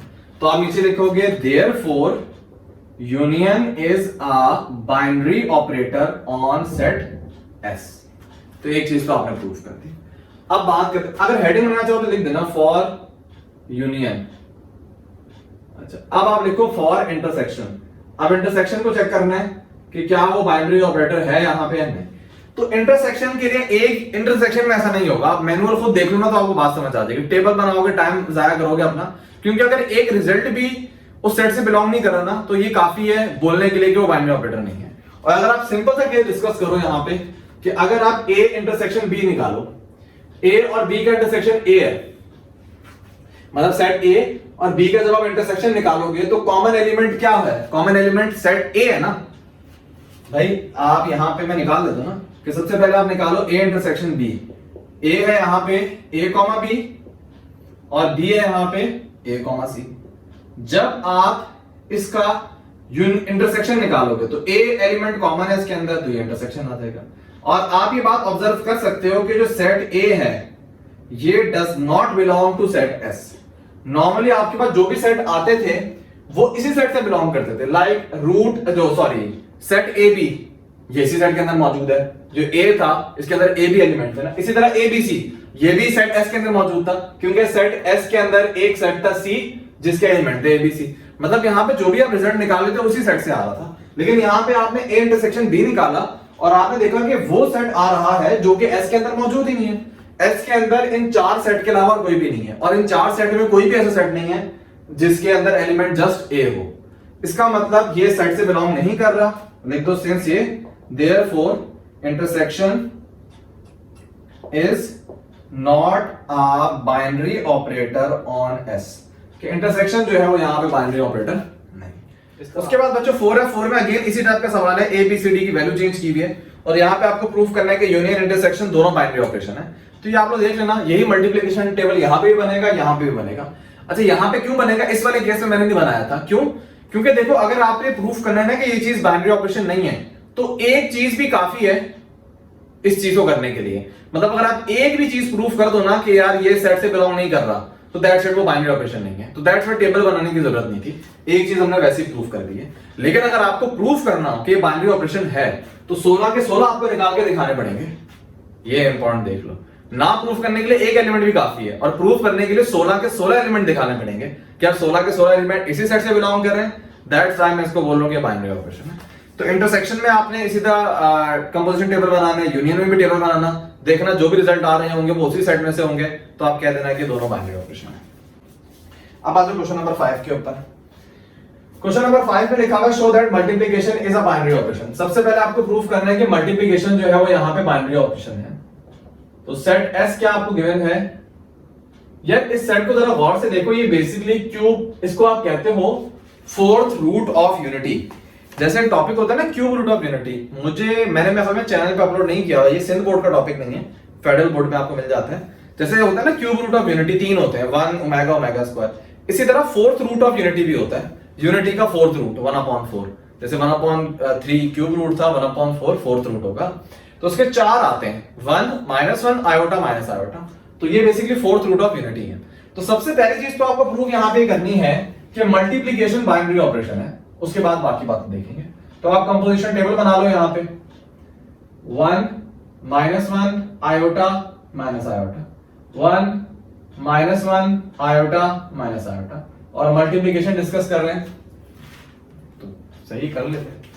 1 को 1 से मल्टीप्लाई करो 1 आएगा, 1 को -1 से -1, 1 को आयोटा से आयोटा, 1 को माइनस आयोटा से माइनस आयोटा। क्योंकि 1 एक आइडेंटिटी है, उसको आप किसी से भी ऑपरेट करवाओ कोई फर्क नहीं पड़ेगा। -1 को 1 से करो -1, -1 को -1 से करो 1, -1 को आयोटा से करो माइनस आयोटा, -1 को माइनस आयोटा से करो तो पॉजिटिव आयोटा, आयोटा को 1 से करो आयोटा, आयोटा को -1 से करो तो माइनस आयोटा, आयोटा को आयोटा से करो आयोटा स्क्वायर, और आयोटा स्क्वायर आपको पता है -1 होता है। मतलब जब आयोटा को मल्टीप्लाई करोगे आयोटा से ना तो ये आयोटा स्क्वायर हो जाएगा, और आयोटा स्क्वायर -1 होता है। इसी तरह इस आयोटा को माइनस आयोटा से करोगे तो minus iota square -1 minus minus positive. Minus iota को 1 से करो माइनस आयोटा, माइनस आयोटा को -1 से करो आयोटा, माइनस आयोटा को आयोटा से करोगे again minus iota square, result हो जाएगा 1, और माइनस आयोटा को माइनस आयोटा से करोगे तो आयोटा स्क्वायर जो कि होता है -1। अब अगर आप इन 16 एलिमेंट्स को देखो सब इसी सेट से बिलोंग कर रहे हैं, तो यहां पे आप एक ऑब्जर्व करोगे कि multiplication is a binary operation on S, या इसको दूसरी लैंग्वेज है, ये बाइनरी ऑपरेटर के सेंस में हम पढ़ रहे हैं ना, बुक ने क्लोजर को इतनी अहमियत दी नहीं है, आप इसको इस तरह भी बोल सकते हो जैसे कि set S is closed under multiplication, इसी तरह यहां बोल सकते थे set S is close under union, set S is not close under intersection, या ये भी बोल सकते हो set S is open under intersection. तो ये बाइनरी ऑपरेटर के सेंस में भी बोल सकते हो और वैसे भी आप इसको बोल सकते हो क्लोजर लॉ के सेंस में, ठीक है। अब देखो दूसरा काम भी यहां पे करना है आपको, दूसरा काम यहां पे क्या है कि आपको कुछ प्रॉपर्टीज प्रूफ करनी थी। क्या प्रूफ करना है कि इस multiplication commutative and associative in S, कि इस सेट एस में जो मल्टीप्लिकेशन है वो एसोसिएटिव है, और साथ से ही प्रूफ करना है क्या वो कम्यूटेटिव है, तो प्रूफ करके देख लेते हैं, ठीक है। सबसे पहली बात कम्यूटेटिव प्रूफ करते हैं। कम्यूटेटिव, कम्यूटेटिव के लिए क्या करना पड़ता है, आप मेंशन कर दो कम्यूटेटिव प्रॉपर्टी क्या होती है कि A स्टेरिक B बराबर होना चाहिए B स्टेरिक A के, ठीक है, for all A B belong to S। For example set S से कोई भी दो एलिमेंट पिक कर रहे हो तो ऑर्डर मैटर नहीं करता, जिस ऑर्डर में आप उसको ऑपरेट करो, और यहाँ पे मल्टीप्लिकेशन की सेंस है तो आप मल्टीप्लिकेशन लगा दो, कोई इशू नहीं है, क्योंकि ऑपरेटर आपको पता है ना मल्टीप्लिकेशन का। तो अगर आप ऑब्जर्व करो यहाँ पे, आप यहाँ पे किसी भी दो एलिमेंट को ले लो और उनको आपस में ऑपरेट करवाओ, तो रिजल्ट जो है वो हमेशा आपस में बराबर होगा। ये आपने ऊपर मेंशन भी किया हुआ है, नीचे एक आधी एग्जांपल भी आप देके बता दो, क्योंकि सबकी एग्जांपल थोड़ा ना दोगे, कितनी दफा मल्टीप्लाई करोगे, 16 मल्टीप्लिकेशन है यहाँ पे, तो बार बार चेक करके दिखाओगे उनको। तो फॉर एग्जांपल आप यहाँ पे मेंशन कर दो कि फॉर एग्जांपल आपने 1 पिक किया, और फॉर एग्जांपल 1 को माइनस आयोटा से आपने किया था ना, तो 1 को मल्टीप्लाई करो माइनस आयोटा से, ये बराबर है कि माइनस आयोटा को मल्टीप्लाई करो 1 से, एक ही बात है ना। तो अगर आप ऑब्जर्व करो 1 को माइनस आयोटा से करो तब भी माइनस आयोटा आएगा, और माइनस आयोटा को 1 से करो तब भी माइनस आयोटा आएगा, तो ये प्रूव हो जाएगा कि ये जो है सेट जो है कम्यूटेटिव प्रॉपर्टी को सेटिस्फाई कर रहा है। उसके बाद आपने एसोसिएटिव को प्रूव करना है। तो एसोसिएटिव प्रॉपर्टी क्या थी कि अगर आप कोई भी तीन एलिमेंट पिक करो, फॉर एग्जांपल A पिक किया, B पिक किया, C, इनको अगर आपस में मल्टीप्लाई करो, अगर A को पहले B से मल्टीप्लाई करो या यहाँ पे B को पहले C से मल्टीप्लाई करो, तो ये दोनों आपस में बराबर होंगे। नीचे हम प्रूफ करके भी दिखा देंगे, लेकिन अभी हम स्टेटमेंट दे रहे हैं कि आपस में बराबर हैं। अगर आप कोई भी तीन एलिमेंट उठा लो इस सेट के अंदर से, यहाँ फॉर ऑल का सिंबल डाल देना, for all A B C, कोई भी तीन एलिमेंट उठाओ सेट S से, आप देखोगे ये बात ऑब्जर्व हो रही है। और उनको बताने के लिए एग्जांपल भी दे दो कोई, फॉर एग्जांपल आप 1 को पिक कर लो, आप आयोटा को पिक कर लो, और फॉर एग्जांपल आप -1 को पिक कर लो, ठीक है। अब नेक्स्ट टाइम ऑर्डर चेंज कर दो, आप पहले 1 को ऐसे रहने दो और आयोटा को मल्टीप्लाई करो -1 से। मैं ब्रैकेट का ख्याल रख लूंगा स्टूडेंट माइनस प्लस से देख के कंफ्यूज ना हो जाए, ठीक है। तो यहाँ पे पहले 1 को आयोटा से मल्टीप्लाई करो, जो रिजल्ट है उसको -1 से करो, और यहाँ पे पहले आयोटा -1 को मल्टीप्लाई करो, जो रिजल्ट है उसको 1 से करो। तो 1 को आयोटा से करोगे आयोटा आएगा, ये हो जाएगा आयोटा मल्टीप्लाई -1, और यहाँ पे आयोटा को -1 से करोगे तो ये हो जाएगा माइनस आयोटा। दोनों तरफ चीजें सेम ही है, आयोटा को -1 से करो या 1 को माइनस आयोटा से करो। नेक्स्ट स्टेप में चाहो तो लिख लेना आप, इसका आंसर भी क्या होगा माइनस आयोटा, इसका आंसर भी क्या होगा माइनस आयोटा। तो लिख देना, इससे रिमार्क्स में लिख देना यहाँ पे भी ये लिखना बात कि देयरफॉर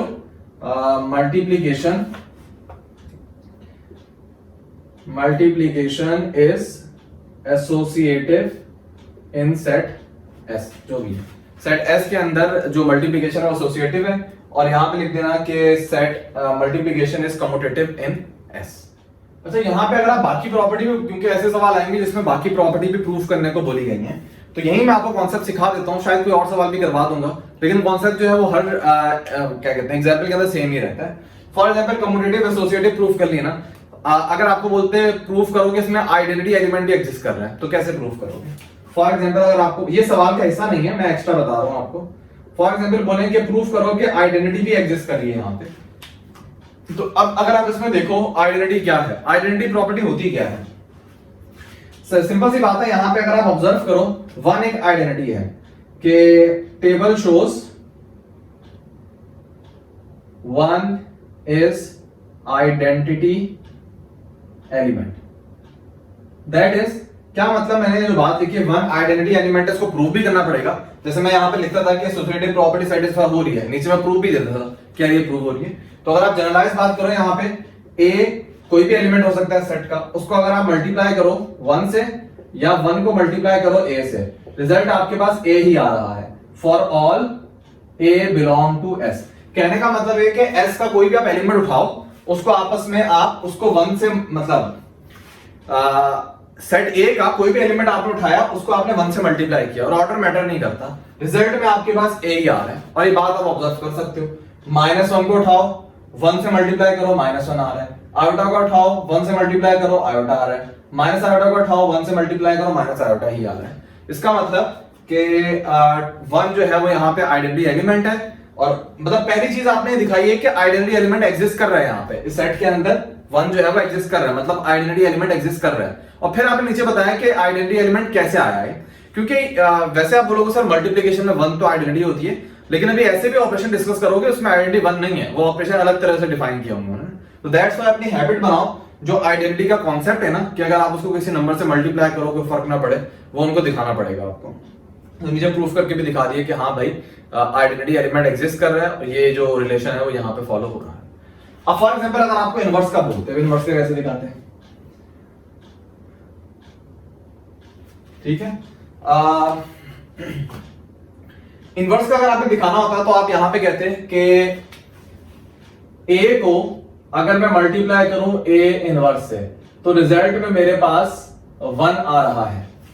अब ये जनरलाइज बात की, 1 यहां पे आइडेंटिटी है ना, आप e भी लिख सकते थे, लेकिन मैं इस एग्जांपल की बात कर रहा हूं तो मैंने देखो इनके जो सॉल्यूशन होते हैं ना, ये बस असल बात है समझाने की। इसमें आमतौर पे कुछ बहुत ही नोटेशन में टीचर करवाते हैं, अगर करवा दें चैप्टर 5 को तो बहुत ही नोटेशन फॉलो कर रहे होते हैं, आप कर सकते हो, कोई सुनिए गाइड में भी आपको मिलेगा बहुत नोटेशन फॉलो की हुई, लेकिन पेपर में भूल जाओगे इतना, याद करने की क्या जरूरत है आपको। बस असल बात है कि जो मेन कॉन्सेप्ट है ना आपको क्लियर होना चाहिए। अगर कोई इनवर्स यहाँ पे एग्जिस्ट कर रहा है, इसका मतलब उस सेट को उसके इनवर्स से मल्टीप्लाई करोगे तो रिजल्ट में आइडेंटिटी आनी चाहिए, मतलब 1 आना चाहिए। फॉर ऑल a और a inverse belong to s, मतलब पहली स्टेटमेंट में मैंने उनको बता दिया कि इनवर्स एग्जिस्ट कर रहा है यहाँ पे। क्यों? क्योंकि मैं सेट के किसी भी एलिमेंट को उसके इनवर्स से मल्टीप्लाई करता हूं तो 1 आ रहा है। और मैंने आगे बताया भी कि a और उसका इनवर्स उसी सेट के अंदर मौजूद है। अभी मैंने बात बोली है लेकिन प्रूफ नहीं दिया है इसका, नीचे चाहो तो आप प्रूफ दे दो, ठीक है। और प्रूफ किस तरीके से करोगे, आसानी से कर सकते हो। फॉर एग्जाम्पल देखो कोई भी आइडेंटिटी है ना तो वो अपना ही इनवर्स हो, मतलब उसका इनवर्स वो खुद ही होता है। फॉर एग्जाम्पल 1 जो है वो एक आइडेंटिटी है, मल्टीप्लिकेटिव आइडेंटिटी, उसका इनवर्स जो है वो 1 ही है, 1 का इनवर्स 1 ही होता है, ठीक है।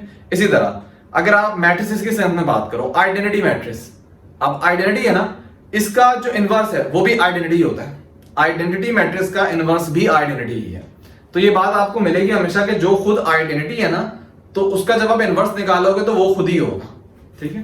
तो यहां पे आप ऑब्जर्व करो, क्योंकि देखो इनवर्स का कॉन्सेप्ट तो ये होता है ना कि फॉर एग्जांपल मैं बात करूं 1 का इनवर्स, तो 1 के इनवर्स का मतलब क्या है कि 1 से मैं किसी ऐसे नंबर को मल्टीप्लाई करूं कि रिजल्ट में आइडेंटिटी आए। तो 1 को मैं ऐसे किस नंबर से मल्टीप्लाई करूंगा रिजल्ट में 1 आए, तो 1 को मैं 1 से मल्टीप्लाई करूंगा। जैसे आपने यहां पे देखा था 1 को 1 से मल्टीप्लाई करो तो रिजल्ट में मेरे पास क्या आ रहा था, आइडेंटिटी आ रही थी। तो मैं कोशिश कर रहा हूं मैं ब्लैक से लिख देता हूं, जो इनवर्स है वो मैं ब्लैक से लिख रहा हूं। तो अगर आप ऑब्जर्व करो 1 का इनवर्स इसी सेट के अंदर मौजूद है। इसी तरह -1 को कंसीडर करते हैं, -1 को मैं किस नंबर से मल्टीप्लाई करूं कि रिजल्ट में मेरे पास 1 आए, देख लेते हैं। देखो -1 को आपने जब मल्टीप्लाई किया था -1 से तो रिजल्ट क्या आ रहा था, 1। इसका मतलब -1 का इनवर्स जो है वो -1 ही है। इस वाले सेट के अंदर जब -1 का आप इनवर्स निकाल रहे हो, आपको पता है मल्टीप्लिकेटिव इनवर्स कैसे आता है, अगर -1 है उसका रेसिप्रोकल करो, -1 का रेसिप्रोकल भी क्या होगा, -1 ही होगा। तो आप इस सेंस में भी निकाल सकते हो। अगेन -1 का इनवर्स भी यहां पे मौजूद है। अच्छा अब आप कंसीडर करो आयोटा, आयोटा का इनवर्स निकालते हैं। अब आयोटा का इनवर्स का मतलब आयोटा को ऐसे से मल्टीप्लाई करो कि रिजल्ट में 1 आए, ये भी आप ऑब्जर्व कर सकते हो। आयोटा को मैं किससे मल्टीप्लाई कर रहा हूं, 1 आ रहा है। आयोटा को जब मैं माइनस आयोटा से मल्टीप्लाई कर रहा हूं तब रिजल्ट 1 आ रहा है। और आप दूसरे केस में भी निकाल सकते हो, आयोटा का मल्टीप्लिकेटिव इनवर्स क्या होता है, 1 अपॉन आयोटा, और 1 upon iota is equal to minus iota. Iota से मल्टीप्लाई डिवाइड करके देख लेना, तो अगेन आयोटा के भी इनवर्स मौजूद है अंदर। इसी तरह आखिरी चीज बची है माइनस आयोटा। माइनस आयोटा को मैं किससे मल्टीप्लाई करूं कि रिजल्ट में आइडेंटिटी है, मतलब 1 आए। तो ये आपको देखने में लग रहा है 1 कहां पे आ रहा है, जब मैं माइनस आयोटा को आयोटा से कर रहा हूं। तो अगर आप ऑब्जर्व करो इन सब एलिमेंट्स के इनवर्स इनमें मौजूद है। तो ये मैंने बात ऊपर ही लिख दी थी कि किसी भी ए को मल्टीप्लाई करो ए इनवर्स से तो आंसर 1 आ रहा है, मतलब वो ए जो है वो भी सेट के अंदर मौजूद है और उसका इनवर्स जो है वो भी सेट के अंदर मौजूद है। और नीचे मैंने एग्जांपल करके भी दिखा दी कि हाँ भाई जो मैंने बात लिखी है इसका प्रूफ मैंने आप लोगों को दिया है, खाली खाली मैंने बात नहीं लिखी यहाँ पे। तो इस तरह प्रॉपर्टीज को चेक करोगे। और क्लोजर तो आपने पहले चेक कर ली थी, जो ऊपर आप चेक कर रहे थे क्लोजर ही चेक कर रहे थे। जो 5 प्रॉपर्टी मैंने डिस्कस की है ना वो सब मैंने चेक करके आपको दिखा दी है। तो जो पहली थी वो बेसिकली क्लोजर प्रॉपर्टी थी। जब आपने प्रूफ किया कि बाइनरी ऑपरेटर है तो आप ये बात लिख सकते हो ना कि set S is closed under multiplication. Dot भी लिख सकते हो, मल्टीप्लाई के निशान भी डाल सकते हो। डॉट ज्यादा फिजिबल रहता है, डॉट लिख दिया करना, डॉट थोड़ा आसान रह जाएगा। तो आप लिख सकते हो कि S is close under multiplication, ये भी बात कह सकते हो। आप बोल सकते हो multiplication is binary operator on S. तो बच्चों मैंने एक ही एग्जांपल है इस टाइप की, मैंने आपको सब बता दिया कि inverse, identity, commutative, associative, binary operator किस तरह आप प्रूफ करोगे। क्वेश्चन नंबर 7 है। क्वेश्चन नंबर 7 में भी यही काम करना है आपको। लिखा गया कि प्रूफ करो एक बाइनरी ऑपरेटर उन्होंने दिया मैं ए और ऑपरेटर बी, ये बराबर है maximum of A comma B where A B belongs to real number. ठीक है, आपको अगेन प्रूफ करना है कि एसोसिएटिव है और कम्यूटेटिव है, मतलब ये दोनों चीजें प्रूफ करने की, एसोसिएटिव भी है यहाँ पे और कम्यूटेटिव भी है। अब एग्जाम्पल देखिए प्रूफ कर सकते हो, लेकिन एग्जाम्पल को स्पेसिफिक होती है ना, तो आप जनरलाइज बात लिखो तो जनरलाइज हर चीज को कवर कर लेता है। तो पहले हम जनरलाइज बात करते हैं, फिर स्पेसिफिक एग्जाम्पल भी दे देंगे। तो सबसे पहले बात करते हैं कम्यूटेटिव की। कम्यूटेटिव में आप क्या डिस्कस करोगे, सबसे पहले ए ऑपरेटर बी, ये किसके बराबर होगा, maximum of A comma B. ठीक है, और बी ऑपरेटर ए किसके बराबर होगा, maximum of B comma A. अच्छा, ये जो फंक्शन है ना मैक्सिमम तो डिफाइन किया, उसका मतलब होता है ए और बी में जो मैक्सिमम है रिटर्न में वो आंसर दे देगा आपको। फॉर एग्जांपल अगर मैं आपको बोलूं कि मैक्सिमम ऑफ 2,1 तो इसका आंसर क्या हो जाएगा 2। तो 2 और 1 में जो मैक्सिमम है वो इसका आंसर होगा। ये बेसिकली ऑपरेटर है यहाँ पे। तो अब अगर आप इसमें देखो, अब आप किसी तरह प्रूफ कर दो कि दोनों चीजें आपस में इक्वल है, मतलब maximum of A comma B और maximum of B comma A ये इक्वल है, ये प्रूफ करना है। वैसे सेंस भी बना रही है यार कि एक ही बात है, लेकिन प्रूफ अगर आप थोड़ा कर दो तो आसानी हो जाएगी। और प्रूफ करने का बड़ा आसान तरीका है कि भाई अगर a ग्रेटर देन 0 होगा, सॉरी अगर a ग्रेटर देन b है, ठीक है, अगर a ग्रेटर देन, अच्छा इक्वल का केस आप डिस्कस ना करो यहाँ पे। अगर आप इक्वल का भी करना चाह रहे हो तो इतना फर्क पड़ेगा नहीं कि अगर a इज ग्रेटर देन और इक्वल टू b है तो आंसर क्या होगा। तो सबसे पहली बात आप इस तरह लिख सकते हो कि a ऑपरेटर b का आंसर क्या होगा, a के बराबर होगा। क्यों, क्योंकि a ऑपरेटर b क्या है, maximum of a comma b। अगर a जो है वो b से ग्रेटर है तो आपको पता है a आंसर में आएगा, मतलब अगर a बड़ा है b से तो मैक्सिमम का मतलब बड़ी चीज आनी चाहिए, तो आंसर में क्या आएगा, a आएगा। और इसी तरह एक स्पेसिफिक केस में अगर a बराबर भी होगा b के तब भी आंसर में a आप बोल सकते हो ना, आंसर में b भी आप बोल सकते हो उस केस में, लेकिन a भी तो बोल सकते हो ना। फॉर एग्जाम्पल अगर आपके पास आ जाए मैक्सिमम ऑफ 5,5 तो इसका आंसर 5 होगा। तो 5 इस मतलब 5 आप पहली वाली चीज को भी बोल सकते हो, 5 आप दूसरी वाली चीज को भी बोल सकते हो, लेकिन यहां पे भी हम बात कर रहे हैं ए के रिस्पेक्ट से। ये जो पूरी स्टेटमेंट लिखी हुई है, इस पूरी स्टेटमेंट की अगर आप देखो तो आंसर ए आएगा। ठीक है, हाँ इक्वालिटी वाले केस में आप बी भी बोल सकते हो, लेकिन अच्छा वर्ड क्या है कि आप ए बोलो, क्योंकि ओवरऑल आप ए की बात कर रहे हो इस पूरी स्टेटमेंट के अंदर। तो ए ऑपरेटर बी किसके बराबर होगा, ए के बराबर होगा। इसी तरह बी ऑपरेटर ए जो है वो भी किसके बराबर होगा, ए के बराबर, क्योंकि बी ऑपरेटर ए क्या है, maximum of B A. Again अगर ए बड़ी क्वांटिटी है यहाँ पे तो आंसर में तो ए आएगा, क्योंकि ए बड़ा है यहाँ पे। तो ए ऑपरेटर बी हो गया या बी ऑपरेटर ए, दोनों के आंसर में ए आएगा। जबकि आप इसके अलावा डिस्कस करो, इसके अलावा क्या है, मतलब ए अगर लेस हो बी से, इक्वालिटी आपने डिस्कस कर ली थी, अब लेस वाला केस डिस्कस करते हैं, मतलब ग्रेटर देन और इक्वल वाला डिस्कस कर लिया आपने, अब लेस वाला केस डिस्कस करते हैं। कि अगर ए बी से लेस होगा तो ए ऑपरेटर बी किसके बराबर होगा, बी के बराबर, क्योंकि छोटी क्वांटिटी ए है, बड़ी क्वांटिटी कौन सी है, बी, तो आंसर में बड़ी क्वांटिटी आएगी। इसी तरह बी ऑपरेटर ए किसके बराबर होगा, वो भी बी के बराबर होगा। अगेन बी ऑपरेटर ए क्या है, मैक्सिमम ऑफ बी ए, तो बड़ा बी है, तो आंसर में क्या आएगा, बी आएगा। तो अब ये चीज लिखने से ना आपने सारे केस यहां पे डिस्कस कर लिए हैं। आपने कोई भी दो रियल नंबर पिक किए हैं, उनके दरमियान तीन ही किस्म के रिलेशन होते हैं, या तो वो ग्रेटर है, मतलब पहला वाला नंबर दूसरे से ग्रेटर है, या पहला वाला नंबर दूसरे से लेस है, या पहला वाला नंबर दूसरे के बराबर है। और इस सब केस आपने यहां पे डिस्कस कर लिए हैं, और इस सब केस में आपने दिखाया है कि A operator B, B operator ए, दोनों बराबर है। यहां पे भी आपने बात प्रूफ करके दिखा दी है। तो एंड पे आप लिख लोगे कि A operator B is equal to B operator A. आप इस इक्वालिटी वाले केस को यहां पे भी लिख सकते थे, कोई इशू नहीं है, क्योंकि इक्वालिटी वाले केस में आप चाहे ए लिखो या बी लिखो, कोई फर्क नहीं पड़ता आपका। तो अगर आप इक्वालिटी यहां पे डिस्कस करोगे तो अगेन यहां पे बी भी लिख देना। असल बात यहां पे क्या मैटर करती है कि ये दोनों आपस में बराबर होने चाहिए, मतलब ए ऑपरेटर बी, बी ऑपरेटर ये बराबर होना चाहिए। इक्वालिटी वाले केस को अगर आप इस तरह लिखो कि ए ऑपरेटर बी ए के बराबर है, इस तरह भी लिख सकते हो, और इक्वालिटी वाले केस को इस तरह भी लिख सकते हो कि बी के बराबर है, कोई, क्योंकि दोनों आपस में बराबर है ना, कुछ भी आप बोल सकते हो। ए और बी यहां पे बराबर है, तो आप चाहे ए लिखो या बी लिखो, तो ये कोई फर्क नहीं पड़ेगा। फर्क इसलिए नहीं पड़ेगा क्योंकि यहां पे आपको कम्यूटेटिव चेक करना है। तो अगर इस वाले केस में ए लिखना चाह रहे हो तो दोनों में ए लिखोगे ना आप फिर, और अगर आप बी लिखना चाह रहे हो तो दोनों में बी लिखोगे। तो असल चीज क्या है, दोनों बराबर होंगे, ये असल मैटर कर रहा है। तो इक्वालिटी वाला केस यहां पे लिखो या यहां पे लिखो, कोई फर्क नहीं पड़ेगा आंसर पे, आंसर आपका सेम ही रहेगा। तो यहां से प्रूव हो जाएगा कम्यूटेटिव है। चाहो तो आप एग्जाम्पल भी दे सकते हो अगर आपका शौक है, वरना असल चीज ये है जो आपने मेंशन कर दिए।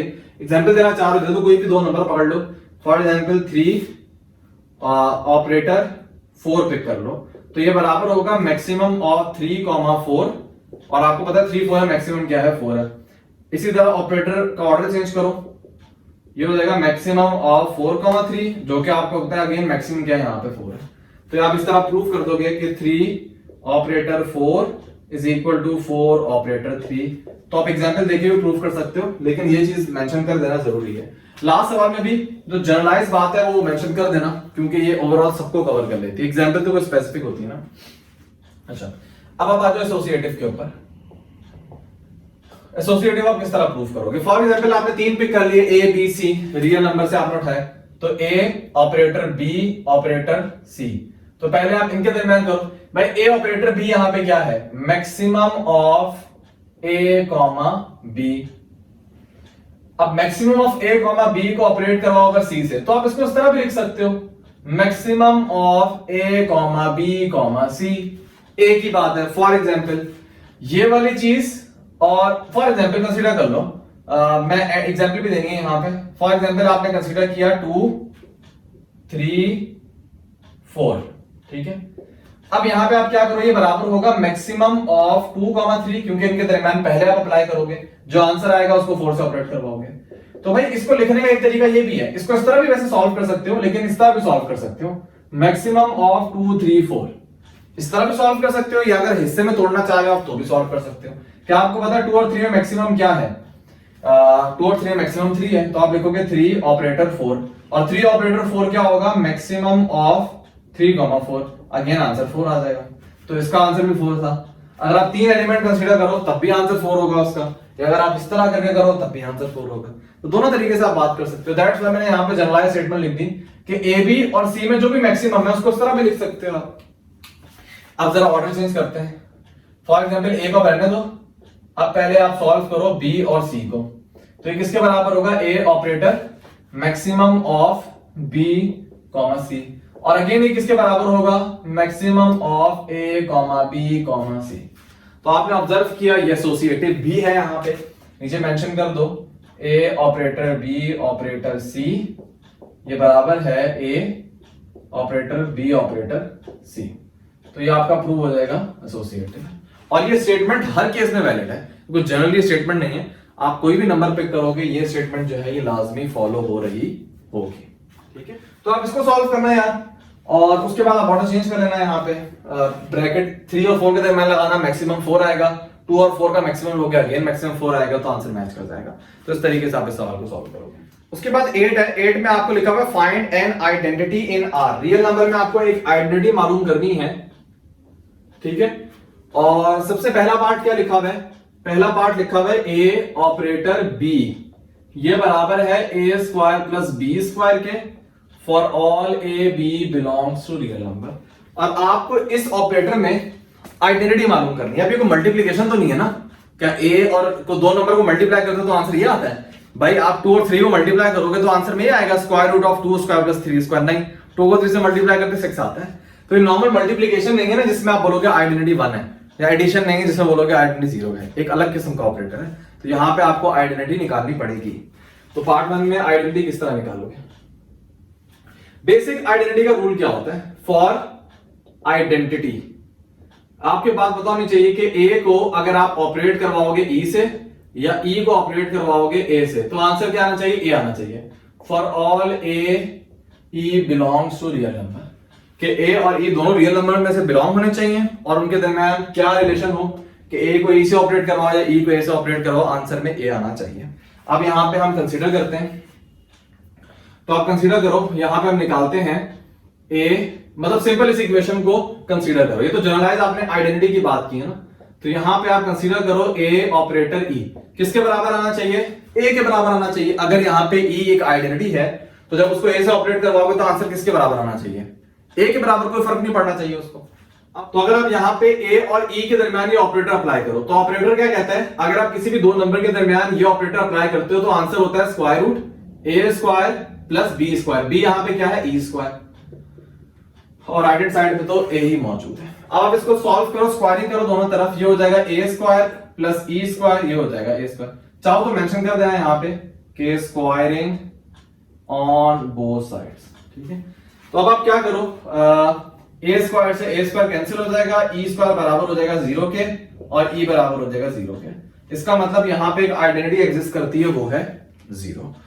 तो ये आपने आइडेंटिटी निकालनी थी, आइडेंटिटी आपने निकाल ली है। अगर आप प्रूफ करना चाह रहे हो एग्जांपल देके तो आप एग्जांपल देके प्रूफ कर सकते हो कि फॉर एग्जांपल कोई भी रियल नंबर उठाओ, यहां पे रियल नंबर उठाओ 2 और 2 को ऑपरेट करवाओ आप 0 से, तो 2 को फर्क नहीं पड़ना चाहिए क्योंकि 0 आइडेंटिटी है, तो आंसर में क्या आना चाहिए? 2 आना चाहिए, कोई फर्क नहीं पड़ना चाहिए। तो आप प्रूफ करके दिखा दो, ऑपरेटर अप्लाई करो। ऑपरेटर क्या कहता है? 2 का स्क्वायर प्लस 0 का स्क्वायर। तो आपको पता है 2 का स्क्वायर क्या होता है? 4 होता है, ठीक है, और 4 क्या होता है? 2 के बराबर। तो आपने प्रूफ कर दिया कि 0 वाकई का आइडेंटिटी है। क्यों? जब मैं 0 को किसी नंबर से अप्लाई कर रहा हूं उस नंबर को कोई फर्क नहीं पड़ रहा, आंसर में वही आ रहा है। 10 में अगेन आपके पास एक सेट गिवन है और ये क्यूब रूट ऑफ यूनिटी है 1 ओमेगा ओमेगा स्क्वायर लिखा हुआ है, जो भी है सब। construct a multiplication table with respect to multiplication and show that associative law 1 is the identity element, each element of S has inverse। मतलब एसोसिएटिव, आइडेंटिटी और इनवर्स, ये 3 चीजें करनी है। तो पहले टेबल निकालते हैं, वो बेसिक काम है सबसे पहले। तो टेबल निकालो भाई, 1 omega omega square 1 omega omega square, और मल्टीप्लिकेशन डिस्कस करनी है, डॉट लिख लो या मल्टीप्लाई का साइन जो भी है। 1 को 1 से मल्टीप्लाई करो बच्चों, आंसर 1 आएगा। 1 को ओमेगा से करो, आंसर ओमेगा आएगा। 1 को ओमेगा स्क्वायर से करो, आंसर ओमेगा स्क्वायर आएगा। ओमेगा को 1 से करो, ओमेगा। ओमेगा को ओमेगा से करो, ओमेगा स्क्वायर। ओमेगा को ओमेगा स्क्वायर से करते हो तो ओमेगा क्यूब आता है, और ओमेगा क्यूब अगर आप लोगों को याद हो 1 के बराबर है। इसी तरह ओमेगा स्क्वायर को 1 से करो, ओमेगा स्क्वायर। ओमेगा स्क्वायर को ओमेगा से करो, अगेन ओमेगा क्यूब जो कि 1 के बराबर है। और ओमेगा स्क्वायर को ओमेगा 4 से, ओमेगा स्क्वायर से करो तो ओमेगा 4 आएगा, और ओमेगा 4 बराबर होता है ओमेगा के। तो मल्टीप्लिकेशन टेबल जो है वो तो आपने बना लिया। एक बात यहां से आपको पता चल रही है कि multiplication is a binary operator on S. ये प्रूव नहीं करना, वैसे आपको बात समझ आ रही। क्यों? क्योंकि जब मैंने इनको परफॉर्म किया तो मैं यहां पे ऑब्जर्व कर रहा हूं कि जितने भी एलिमेंट्स है वो इस सेट से बिलोंग कर रहे हैं। तो पहली बात जो मल्टीप्लिकेशन है वो यहां पे बाइनरी ऑपरेटर है। अब प्रूफ सबसे पहले आपको क्या करना था? Associative law. तो पार्ट 1 पे आ जाओ, एसोसिएटिव। तो बिल्कुल एसोसिएटिव यहां पे प्रूफ हो रहा है, मैटर नहीं करता आप कोई भी 3 एलिमेंट पिक करो, ए, बल्कि यहां पे तो 3 एलिमेंट ही है ना, तो 3 एलिमेंट पिक करके दिखा दो, उनके अलावा तो पॉसिबिलिटी नहीं है ना। आपस में आप कर लो, लेकिन आपस में तो बात ऑब्वियस ठीक ही होगी। 1 1 1 3 पिक करो तो वो तो सेम ही होगा। यहां पे 3 एलिमेंट है, ये आप करके दिखा दो कि आपने 1 पिक किया, 1 को मल्टीप्लाई करो ओमेगा से। अच्छा इस तरह करते हैं पहले, कि 1 और ओमेगा को पहले मल्टीप्लाई करो और उसको मल्टीप्लाई करना ओमेगा स्क्वायर से, और साथ में राइट हैंड साइड पे डिस्कस करता हूं कि 1 कैसे रहने दो, पहले मल्टीप्लाई करवाओ ओमेगा और ओमेगा स्क्वायर को। तो ब्रैकेट पहले शुरू में 2 में लगाई, फिर बाद में आखिर में लगाई। तो 1 और ओमेगा को मल्टीप्लाई करो, ओमेगा आएगा, इसको मल्टीप्लाई करो ओमेगा स्क्वायर से, और यहाँ पे ओमेगा को ओमेगा स्क्वायर से करो, ओमेगा क्यूब आएगा। ओमेगा क्यूब क्या होता है, 1 के बराबर। ओमेगा को ओमेगा स्क्वायर से करो, omega cube, again omega cube 1, और यहाँ पे भी 1। तो ये प्रूव हो गया कि एसोसिएटिव लॉ जो है वो यहाँ पे होल्ड कर रहा है। देख देना, therefore associative law holds. Part number 2 पे आ जाओ। 1 is the identity element। अच्छा यहां पे ना यार पहले एसोसिएटिव लॉ बता देना उनको, अच्छा तरीका ये होता है एसोसिएटिव लॉ पर बता देना, उसके बाद नीचे प्रूव करना। इसी तरह यहां पे भी आइडेंटिटी बता देना। आइडेंटिटी क्या होती है कि ए को ई से ऑपरेट करवाओ या ई को ए से ऑपरेट करवाओ, आंसर जो है वो ए होता है। ठीक है, for all A E belongs to set S, इस तरह कंसीडर कर लो। तो अब ये जब मेंशन कर लो तो अब नीचे बताओ बाकी ये आइडेंटिटी 1 यहां पे है। क्यों? इसलिए क्योंकि देखो 1 को अगर मैं 1 से ऑपरेट करवा रहा हूं यहां पे, तो आंसर देखो 1 आ रहा है। 1 को जब मैं 1 से मल्टीप्लाई करवा रहा हूं तो आंसर मेरे पास क्या आ रहा है, 1 के बराबर। तो इसका मतलब ये 1 जो है वो एक आइडेंटिटी है। मैंने बताया था जो आइडेंटिटी होती है ना, वो उसको आप अपनी आइडेंटिटी कह लो ना। फॉर एग्जांपल 1 की आइडेंटिटी 1 ही है, मतलब यहाँ पे 1 जो है वो आइडेंटिटी एलिमेंट है। तो अगर 1 को ऑपरेट करवाओ 1 से तो कोई फर्क नहीं पड़ रहा, 1 ही आंसर आ रहा है। इसी तरह ओमेगा को अगर आप ऑपरेट करवाओ 1 से तो तब भी ओमेगा आ रहा है, ओमेगा को कोई फर्क नहीं पड़ रहा। इसी तरह ओमेगा स्क्वायर को 1 से ऑपरेट करवाओ, ओमेगा स्क्वायर को कोई फर्क नहीं पड़ रहा, आंसर ओमेगा स्क्वायर ही आ रहा है। तो ये क्या बात होती है, ये सिंपल सी बात है कि 1 यहाँ पे आइडेंटिटी एलिमेंट है, क्योंकि 1 किसी भी एलिमेंट को चेंज नहीं कर रहा, जो जैसा एलिमेंट है वैसे का वैसे ही मौजूद है। अब छठी सॉरी सी क्या है, अच्छा पार्ट ए बी सी कर लेना। सी में लिखा है each element of S has an inverse in S. वो कह रहे हैं कि हर एलिमेंट का इनवर्स यहीं पे मौजूद है। तो इसको आप प्रूव कर सकते हो, यहां पे मैं थोड़ा मिटा देता हूं इसको। तो इसको प्रूव करने का क्या तरीका होगा भाई, पार्ट नंबर 3 कह देते हैं, each element of S has an inverse in S, कि जो इनवर्स है वो उसी एस के अंदर मौजूद है। यहाँ पे कैसे प्रूफ करोगे, सबसे पहले इनवर्स प्रॉपर्टी बता देते हैं। इनवर्स प्रॉपर्टी क्या होती है कि अगर ए को उसके इनवर्स से ऑपरेट करवाओ, रिजल्ट में आइडेंटिटी आती है। अब ये आप प्रूफ करके दिखा दो कि फॉर एग्जांपल देखो यहाँ पे 1 को आप जब 1 से ऑपरेट करवा रहे हो, आंसर में 1 आ रहा है। मैंने बताया था 1 का इनवर्स भी 1 ही होता है, जो आइडेंटिटी है उसका इनवर्स वही होता है। अच्छा इसी तरह ओमेगा जो है, ओमेगा को आप किससे ऑपरेट करवा रहे हो, आंसर 1 आ रहा है। देख लो, ओमेगा को अगर ओमेगा स्क्वायर से ऑपरेट करवा रहे हो तो आंसर 1 आ रहा है। इसी तरह ओमेगा स्क्वायर को किससे ऑपरेट करवा रहे हो, आंसर 1 आ रहा है। ओमेगा स्क्वायर को अगर ओमेगा से करवा रहे हो तो आंसर 1 आ रहा है। तो इनवर्स बेसिकली यही होता है कि जब आप किसी नंबर को उसके इनवर्स से ऑपरेट करवाते हो, रिजल्ट में आइडेंटिटी, और यहाँ पे आइडेंटिटी क्या है 1। तो आपने देख लिया 1 का इनवर्स 1, ओमेगा का इनवर्स ओमेगा स्क्वायर का इनवर्स ओमेगा। वैसे भी आपको पता है ओमेगा स्क्वायर का मल्टीप्लिकेटिव इनवर्स ओमेगा होता है और ओमेगा का ओमेगा स्क्वायर होता है। तो कहने का मतलब ये है कि 1 का इनवर्स, ओमेगा का इनवर्स और ओमेगा स्क्वायर का इनवर्स, ये सब इनवर्स जो है वो इसी सेट से बिलोंग कर रहे हैं। तो इसका मतलब इनवर्स प्रॉपर्टी भी यहाँ पे सेटिस्फाई हो रही है। तो सबसे पहला क्वेश्चन है, आर द फॉलोइंग ग्रुपॉइड। अच्छा ये एग्जाम में आता नहीं है, जाहिर सी बात है एमसीक्यूज लेवल का है, तो मैं इतना कोई स्टेप्स या इंग्लिश लिखवाने में फोकस नहीं करूंगा, बस जो कॉन्सेप्ट है वो आप लोगों को बता दूंगा कि आपको बताना है क्या ये ग्रुपॉइड है या नहीं है। तो पहला पार्ट लिखा हुआ है रैशनल और पॉजिटिव, ये पॉजिटिव है डिवीजन है, चलो आंसर देख के बता देंगे हम क्या है। पार्ट 2 में लिखा हुआ है रियल, रियल के साथ नेगेटिव। पार्ट नंबर 3 में है 3 ऑर्डर की स्क्वायर मैट्रिक्स और मल्टीप्लिकेशन, और चौथे में है वेक्टर और मल्टीप्लिकेशन। अच्छा पार्ट 1 का आंसर देख लेते हैं, पता चल जाएगा पॉजिटिव है या डिवीजन। यस है, हाँ ये तो दोनों ही ठीक होंगे, पॉजिटिव से भी होता है। नहीं नहीं नहीं नहीं नहीं नहीं नहीं नहीं नहीं नहीं नहीं, ये पॉजिटिव ही होगा, डिवीजन नहीं हो सकता। जो बुक में आंसर अगर यस लिखा हुआ है ना, हाँ बुक में अगर यस लिखा हुआ है, इसका मतलब यार एक तो मेरी बुक में पता नहीं आंसर आगे पीछे हैं, तो शायद इसी की आंसर है। शो दैट बाकी शो ना, हाँ 5 क्योंकि कितने दफा चैप्टर 8 में ऐसे था कि 8.2 के आंसर की में 8.3 लिखी हुई है, 8.3 में 8.4 लिखी हुई है, पता नहीं क्या कर रहे थे लोग। लेकिन इसका अगर आंसर यस है, तो यस पॉजिटिव में हो सकता है, डिवीजन में यस नहीं हो सकता। मैं डिवीजन को भी चलो समझा दूंगा। अच्छा भाई, आपको बताना ग्रुपॉइड है नहीं भाई। सिंपल ग्रुपॉइड के लिए शर्त क्या होती है कि वो ऑपरेटर बाइनरी ऑपरेटर होना चाहिए। इन सेकंड लैंग्वेज, दूसरी लैंग्वेज में वो जो सेट है वो क्लोज होना चाहिए अंडर जो भी ऑपरेटर गिवन है। अब ये क्लोज क्या होता है या बाइनरी ऑपरेटर क्या होता है, मैंने आपको बताया था कि अगर आप किसी सेट में से दो एलिमेंट उठाओ और उनके दरमियान कुछ भी ऑपरेशन परफॉर्म करो, जो भी ऑपरेशन गिवन होगा वो परफॉर्म करो और रिजल्ट जो है वो भी उस सेट से आ रहा है, तो उसको आप बोलोगे वो सेट क्लोज है अंडर दैट ऑपरेशन। या दूसरी लैंग्वेज में आप ये बोल सकते हो कि वो जो ऑपरेटर है वो बाइनरी ऑपरेटर है उस सेट के लिए। डिटेल में मैं नहीं जाऊंगा क्योंकि मैंने थ्योरी में डिटेल में बातें कवर की हैं। तो अगर आप डायरेक्ट ये वाली वीडियो मेरी देख रहे हो तो आप गलत जगह पे आए हो। पहले आप वो देखो, कॉन्सेप्ट सीखो जाके, उसके बाद आपको बात समझ आएगी कि मैं क्या कर रहा हूं। अब अगर रैशनल नंबर को आप डिस्कस करोगे पॉजिटिव, देखो रैशनल नंबर जो है ना यार, अच्छे खासी उनका लेवल है, बहुत अमाउंट है उनकी, इनफाइनाइट है। लेकिन एक होता है नेचुरल नंबर, नेचुरल नंबर की इन्फिनिटी बहुत कम है, रैशनल नंबर की इन्फिनिटी बहुत ज्यादा है। 1 और 2 नेचुरल नंबर है, इनके दरमियान इनफाइनाइट रैशनल नंबर्स हैं, सिर्फ 1 और 2 के दरमियान। तो सोचो 2 और 3 के दरमियान कितने इनफाइनाइट है। तो नेचुरल नंबर तो कोई शय ही नहीं है रैशनल नंबर के आगे, रैशनल नंबर तो बहुत बड़ा इनफाइनाइट है। तो कहने का मतलब है कि रैशनल नंबर जैसे सेट, उसको पॉजिटिव कुछ नहीं कर सकता, उसके लिए मल्टीप्लिकेशन लाना पड़ता है। पॉजिटिव की कोई औकात नहीं है, या डिवीजन ले आओ, पॉजिटिव सब्ट्रैक्शन ये कुछ नहीं उखाड़ सकते रैशनल नंबर का। इसी तरह रियल नंबर से कुछ नहीं कर सकते, इसी तरह इंटीजर्स का कुछ नहीं कर रहे होते हैं। तो क्यों भाई, अगेन मैंने बताया था एमसीक्यूज में है। अगर आप वैसे इसको लिखना चाह रहे हो तो ये हमारा लीनियर अलजेब्रा एक पढ़ोगे आप यूनिवर्सिटी में, हम एक्सियोम इस तरह प्रूव कर रहे होते हैं, मतलब इनको एक्सियोम बोलते हैं। तो 4-5 मैंने बताया है ना आपको प्रॉपर्टीज इनको बोलते हैं, मैथमेटिकल लैंग्वेज में एक्सियोम जिसको हम बात कर रहे होते हैं। तो कहने का मतलब अगर आपने कोई चीज प्रूव करनी है कि ग्रुपॉइड है, इसका मतलब पहला वाला एक्सियोम होना चाहिए। पहला वाला एक्सियोम क्या था कि बाइनरी ऑपरेटर हो या क्लोज हो।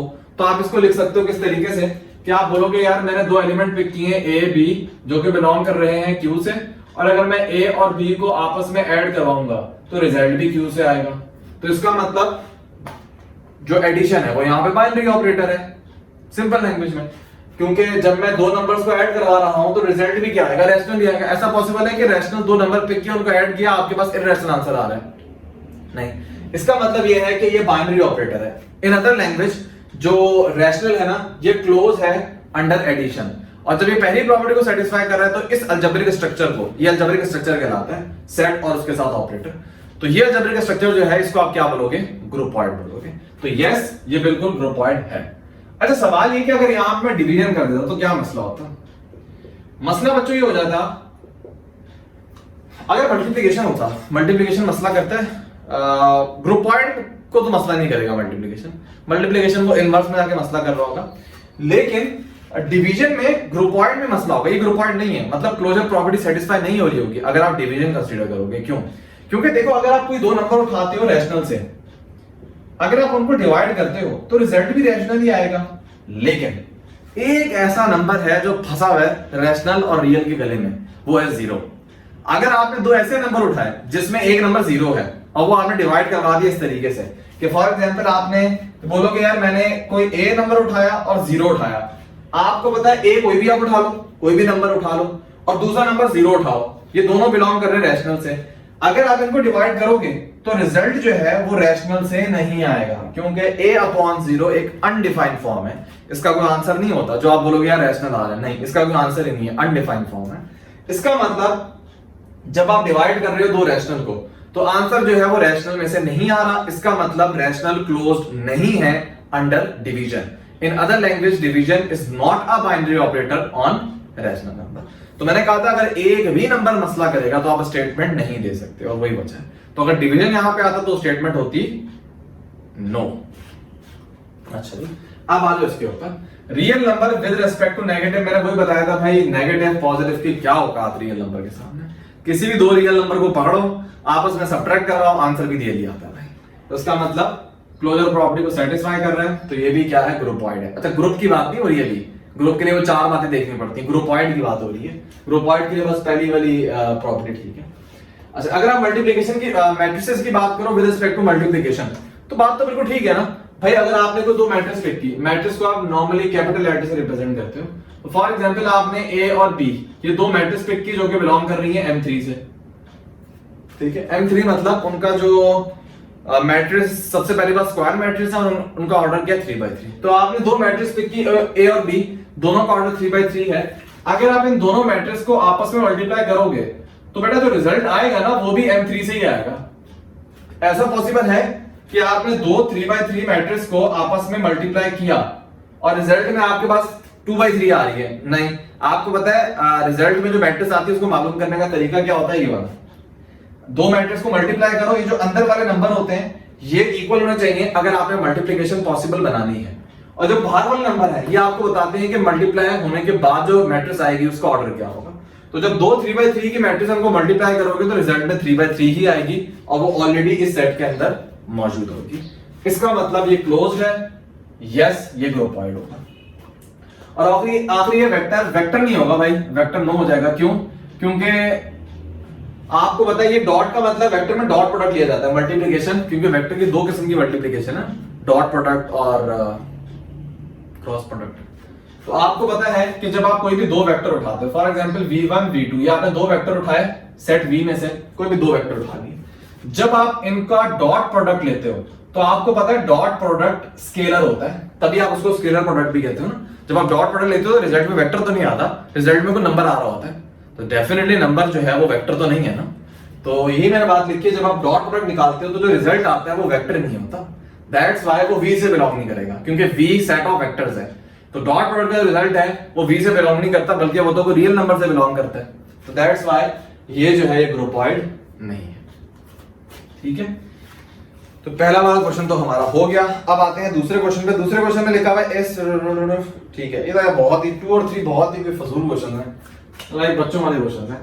लिखा हुआ है आपको एक सेट गिवन है, अलजेब्रिक स्ट्रक्चर ही गिवन है और आपको सेट S दिया हुआ है। सेट S क्या है? 1 2 3 4 और ऑपरेटर डिफाइन किया हुआ है। उन्होंने बोला ऑपरेटर किसी भी दो नंबर के दरमियान अप्लाई करोगे तो आंसर क्या आएगा? 2 for all x y belongs to S।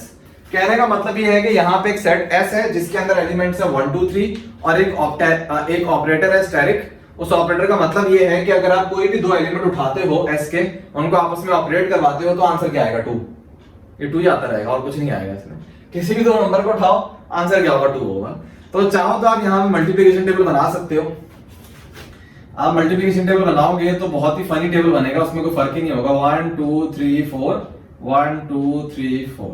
तो भाई S के कोई भी दो एलिमेंट उठाओ, x y कोई भी S के दो एलिमेंट है, उनको ऑपरेट करो आंसर 2 ही आएगा। आपने जो करना है करो, आंसर 2 ही आएगा।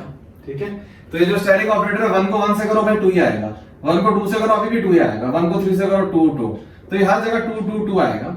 ये नॉर्मल मल्टीप्लिकेशन नहीं है ना, नॉर्मल मल्टीप्लिकेशन होती तो आप मल्टीप्लाई करते। यहाँ पे जो ऑपरेटर गिवन है उसका मतलब है कि आंसर 2 आएगा, तो हर जगह 2 आएगा, कोई फर्क नहीं पड़ेगा। ठीक है, तो आपको बताना है क्या ये ग्रुपॉइड है? भाई बिल्कुल ग्रुपॉइड है। क्यों? क्योंकि इसको आप सिंबल में भी लिख सकते हो। मैंने फाफ्टर में जो सवाल करवाए थे ना मल्टीप्लिकेशन टेबल वाले, मैं डायरेक्ट लिखवा दिया करता था कि यार ये बाइनरी ऑपरेटर है या क्लोज है। तो अगर आप सिंबल में लिखना चाह रहे हो तो ये भी इस तरह लिख दो। क्या लिख दो? Since x asterisk y belongs to S। क्या आप आगे मेंशन भी कर दो कि for all x y belongs to S। कहने का मतलब कि S में से आपने कोई भी दो x और y उठाए, आपने x और y उठाया S में से, उनको आपस में आपने ऑपरेट करवाया, जो रिजल्ट आ रहा है वो S में से तो है, रिजल्ट बेसिकली 2 आ रहा है और 2 क्या है? सेट S के अंदर मौजूद है। ठीक है, तो कहने का मतलब ये कि सेट S के कोई भी दो एलिमेंट आप उठा रहे हो, उनको ऑपरेट करवा रहे हो और जो रिजल्ट आ रहा है वो भी उस सेट के अंदर मौजूद है। तो ये क्या प्रॉपर्टी होती है? क्लोजर प्रॉपर्टी होती है ना। तो जब ये प्रॉपर्टी सेटिस्फाई हो जाए देयरफॉर लिख दो set S is closed under asterisk, या आप ये भी लिख सकते हो asterisk is a binary operator on S, therefore S asterisk is groupoid. कि ये जो अलजेब्रिक स्ट्रक्चर लिखा हुआ है सेट S और ऑपरेटर, ये क्या होगा? यहाँ पे ग्रुपॉइड होगा। अच्छा जी, इसी तरह 3 भी कर लेना, बहुत इजी है। 3 में ये है कि सेट S आपके पास क्या है? सेट S है ट्राइंगल और स्क्वायर, ये दो एलिमेंट है और इनके दरमियान जब आप ऑपरेट करवाओगे तो आंसर क्या आएगा? ट्राइंगल आएगा। आप A और B मतलब इस सेट S में से कोई भी दो एलिमेंट उठाओ, उनको आपस में ऑपरेट कराओ, आंसर में ट्राइंगल ही आएगा। तो जब आप इसका मल्टीप्लिकेशन टेबल बनाओगे ना तो अजीब सा टेबल बनेगा। अजीब सा मतलब सेम ही है पूरा, तो ऑपरेटर क्या है यहाँ पे, इसको ऑपरेटर को इस तरह लिखे। तो जब ट्राइंगल को ट्राइंगल से करोगे आंसर ट्राइंगल ही आएगा, क्योंकि आंसर में ट्राइंगल ही आना है, आप कुछ भी कर लो। ट्राइंगल को स्क्वायर से करो अभी भी ट्राइंगल, स्क्वायर को ट्राइंगल से करो अभी भी ट्राइंगल, स्क्वायर को स्क्वायर से करो अभी भी ट्राइंगल। तो वही चीज देखना कि यार जो रिजल्ट आ रहे हैं वो बेसिकली सेट एस के अंदर ही मौजूद है, इसका मतलब सेट क्लोज है अंडर दैट ऑपरेशन। इसका मतलब ये जो अलजेब्रिक स्ट्रक्चर है एस और स्टेरिक, ये क्या है, ग्रुप पॉइंट है। के बाद बच्चों 8 है, 8 में लिखा हुआ है let a binary operation be defined on z by, मतलब इंटीजर पे डिफाइन आपने किया हुआ है, और है क्या बाइनरी ऑपरेटर, बाइनरी ऑपरेशन है a स्टेरिक b, ये बराबर है a plus b minus ab के, और डिफाइन किया हुआ आपने इंटीजर्स में। इस इंटीजर अ ग्रुप, मतलब ये चीज पूछी गई है कि क्या इंटीजर ग्रुप है with respect to that operator, और उस ऑपरेटर की डेफिनेशन दी गई है। तो अगेन सबसे पहले क्लोजर आपने देखना है। तो बच्चों आप a b के कोई भी इंटीजर वैल्यू पुट करोगे ना यहाँ पे, तो आंसर में इंटीजर ही आएगा। फ्रैक्शन कैसे आएगी यहाँ पे, जब आप a और b की कोई इंटीजर वैल्यू पुट करोगे, मतलब a स्टेरिक b जो है वो बिलोंग करेगा z से, for all a b belong to z। आप कोई भी इंटीजर अगर यहाँ पे पुट करोगे इस ऑपरेटर के अंदर, तो आंसर में कोई इंटीजर ही आएगा, फ्रैक्शन तो नहीं आ सकती। इसका मतलब क्लोजर प्रॉपर्टी तो सेटिस्फाई हो रही है। एसोसिएटिव भी हो जाएगी, चेक करके देख लेते हैं। a asterisk b asterisk c, तो मैं डायरेक्ट लिख रहा हूं, इसका आंसर क्या होगा, डायरेक्ट चलो नहीं लिखते, मैं भी गलती कर सकता हूं। ये इस चीज का रिजल्ट ये होगा, ठीक है, और इसका आपने ऑपरेटर लेना है c से। तो अब इसमें वही चीजें हमने पहले भी किया था। सबसे पहले पहली चीज लिखो, पहली चीज यहाँ पे है a plus B minus A B, plus दूसरी चीज देखो, दूसरी चीज क्या है c, माइनस उन दोनों को मल्टीप्लाई करो, तो c multiply a plus B minus A B. तो सॉल्व करें हो जाएगा a plus B minus A B plus c minus A C minus B C plus A B C. कुछ कैंसिल नहीं हो रहा, आप इसको डिफरेंट भी कर देना, सेम ही आ रहा होगा। हाँ आई गेस सेम ही है। इसका आंसर में क्या लिखा हुआ था, आंसर में यस लिखा हुआ था इसके रेट में, तो सही होगा।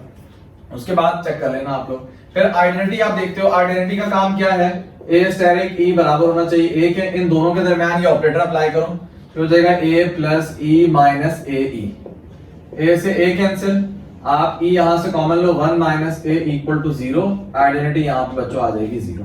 तो डेफिनेटली 0 भी एक इंटीजर नंबर है, तो आइडेंटिटी इसी सेट के अंदर मौजूद है। तो आइडेंटिटी, अच्छा इसको सेटिस्फाई चेक भी कर सकते हो आप। फॉर एग्जांपल एक इंटीजर लो 2, उसको ऑपरेट करवाओ 0 से, तो आंसर में 2 आना चाहिए। तो देख लेते हैं ये किसके बराबर होगा, सबसे पहला नंबर प्लस दूसरा नंबर माइनस दोनों नंबर को आपस में मल्टीप्लाई करो, तो ये पूरी चीज 0, ये पूरी चीज 0, आंसर जस्ट 2 बच रहा है। इसका मतलब वाकई आइडेंटिटी 0 ही है। फिर आप निकालोगे इनवर्स। इनवर्स का मतलब कि अगर आप एक नंबर को इनवर्स से ऑपरेट करवाते हो, रिजल्ट में आइडेंटिटी आती है। इन दोनों के दरमियान ये ऑपरेटर अप्लाई करो, a plus a inverse minus a multiply a inverse, और आइडेंटिटी यहाँ पे क्या है 0। तो सॉल्व करो, ये हो जाएगा a इनवर्स कॉमन इन दोनों में से 1 माइनस a हो जाएगा, इस a को उधर ले जाओ, ये माइनस a है, तो a इनवर्स यहाँ पे क्या होगा, minus a upon 1 minus a। क्योंकि इस टाइप का सवाल पहले भी किया था, उसमें प्लस था, इसमें नेगेटिव है। तो अब जो है इनवर्स पॉसिबल नहीं है, क्यों, क्योंकि अगर आप कोई इंटीजर पुट करोगे ना, इनवर्स उसका जरूरी नहीं है कि इंटीजर आएगा, फ्रैक्शन आगे ना फ्रैक्शन में आ सकता है। फॉर एग्जांपल आप जस्ट a की जगह 1 पुट कर लो यहाँ पे। अच्छा ये तो एक और नई चीज पता चली है, अगर a 1 पुट करोगे आपके पास अनडिफाइन आ रहा है, तो 1 का भी इनवर्स मौजूद नहीं है यहाँ पे। अगर आप a की जगह 1 पुट करो ना यहाँ पे, तो ये नीचे 1 पुट करो, 1 माइनस 1 0, तो नीचे 0 आ गया, इसका मतलब अनडिफाइन है, तो 1 का भी इनवर्स नहीं है। और वैसे आप कोई और नंबर भी पुट कर लो, फॉर एग्जांपल 2 पुट कर रहे हो, तो आंसर आएगा -2 अपॉन, नहीं 2 का तो पॉसिबल होगा, 3 पुट कर लेते हैं। 3 पुट करो, ऊपर होगा 3, नीचे पुट करो 1 माइनस 3, ये हो जाएगा -3 अपॉन -2 मतलब 3 अपॉन 2, और 3 अपॉन 2 डेफिनेटली कोई इंटीजर नहीं है। तो दैट्स व्हाई आप लिखना जो इसका इनवर्स है वो doesn't belong to real number, therefore inverse doesn't exist. तो आपका ये जो सेट है ये ग्रुप नहीं है। अच्छा मेरी बुक में आंसर यस लिखा हुआ था 8 का, नहीं नो लिखा हुआ, सॉरी। तो एसोसिएटिव तो हो गया होगा, आई एम श्योर हो गया होगा, ज्यादातर हो जाता है ये, लेकिन इनवर्स जो है वो यहाँ पे एग्जिस्ट नहीं कर रहा, देयरफॉर ये ग्रुप नहीं है। उसके बाद ये एक और टॉपिक है, इनफैक्ट हमारा लास्ट टॉपिक है ये। उसके बाद कुछ MCQ की डिस्कशन करूंगा 5-10 मिनट, फिर हमारा लेक्चर वाइंड अप हो जाएगा। ये टॉपिक ये है कि इसको हम बोलते हैं residue classes of modulo n। अब ये होता क्या है देखो, अगर मैं आप लोगों के सामने का स्टेटमेंट लिखूं a मॉड्यूलो n, तो उसका मतलब क्या होगा, थोड़ा बैकग्राउंड बता देता हूं, उसके बाद आप लोगों को समझ आएगा। उसका मतलब ये होता है कि आप a को डिवाइड कर दो n से, और रिजल्ट इसका क्या होता है, रिजल्ट में रिमाइंडर आता है। a डिवाइड बाय n का आंसर नहीं वो पूछ रहे आपसे, a मॉड्यूलो n का मतलब ये है कि जब आप a को n से डिवाइड कर रहे हो तो रिमाइंडर क्या आ रहा है, बस ये पूछ रहे हैं वो। जैसे अगर आप 3 को 2 से डिवाइड करते हो, 3 डिवाइडेड बाय 2, तो आंसर तो आपके पास आता है 1.5। लेकिन अगर आप लोगों से बोला जाए 3 मॉड्यूलो n मॉड्यूलो 2, ठीक है, तो अब आपसे वो ये नहीं पूछ रहे 3 डिवाइड बाय 2 का आंसर क्या आ रहा है, वो आपसे पूछ रहे हैं 3 डिवाइड बाय 2 जब आप करोगे तो रिमाइंडर क्या आएगा, और रिमाइंडर क्या होगा, 1 के बराबर होगा। तो आप लिखोगे 3 मॉड्यूलो 2 इज 1। 3 को जब आप 2 से डिवाइड करोगे तो आंसर क्या होगा, 1 होगा। कुछ बैकग्राउंड आपको समझ आ गया होगा। अब इस टॉपिक पे आते हैं, residue classes of modulo n। जैसे यहाँ पे मॉड्यूलो 2 था, मैंने जनरलाइज कर दिया मॉड्यूलो n, तो इसका मतलब ये है residue classes of modulo n का मतलब क्या होगा। कंसीडर करते हैं मॉड्यूलो 3 की बात कर रहा हूं और इसकी रेजिड्यू क्लासेस ऑफ मॉड्यूलो 3 का मतलब क्या है। इसका मतलब ये है कि जब आप किसी भी कोई भी इंटीजर है आपके पास जो 3 से 3 के बराबर हो या 3 से ग्रेटर हो, कोई भी इंटीजर जो 3 के बराबर हो या 3 से ग्रेटर हो, उसको जब आप डिवाइड करोगे 3 से, तो जो रिमाइंडर आएंगे उनको आप क्या बोलोगे, रेजिड्यू क्लासेस बोलोगे। जैसे लेट कर लो 3 से ग्रेटर एक नंबर पिक करते हैं 7। 7 को जब आप 3 से डिवाइड करोगे तो रिमाइंडर जो है वो आपके पास 1 आएगा। लेट कर लो 11 पिक करते हैं। 11 को जब आप 3 से डिवाइड करोगे तो रिमाइंडर क्या आएगा, हाँ 2 आ जाएगा। इसी तरह जब मैं 12 को 3 से डिवाइड करूंगा, 12 डिवाइड बाय 3 करूंगा तो कोई भी रिमाइंडर नहीं आएगा, मतलब रिमाइंडर जो है वो 0 होगा। ये 3 ही रिमाइंडर आ सकते हैं, इसके अलावा कोई भी रिमाइंडर नहीं आ सकता। आप 3 से कोई भी बड़ा इंटीजर पिक कर लो, आप देखोगे या तो रिमाइंडर 0 है या रिमाइंडर 1 है या रिमाइंडर 2 है, इसके अलावा कोई नहीं आ सकता। तो यहां से 2 बातें आप सीखोगे। पहली बात कि जो रिमाइंडर आ रहे हैं ना 0, 1, 2, इन सब रिमाइंडर को हम क्या बोलते हैं, रेजिड्यू क्लासेस। किसकी, मॉड्यूलो 3 की। मतलब किसी भी, यहां हम क्या करते थे, a मॉड्यूलो n का मतलब क्या था, किसी भी नंबर को आप n से डिवाइड करते थे ना।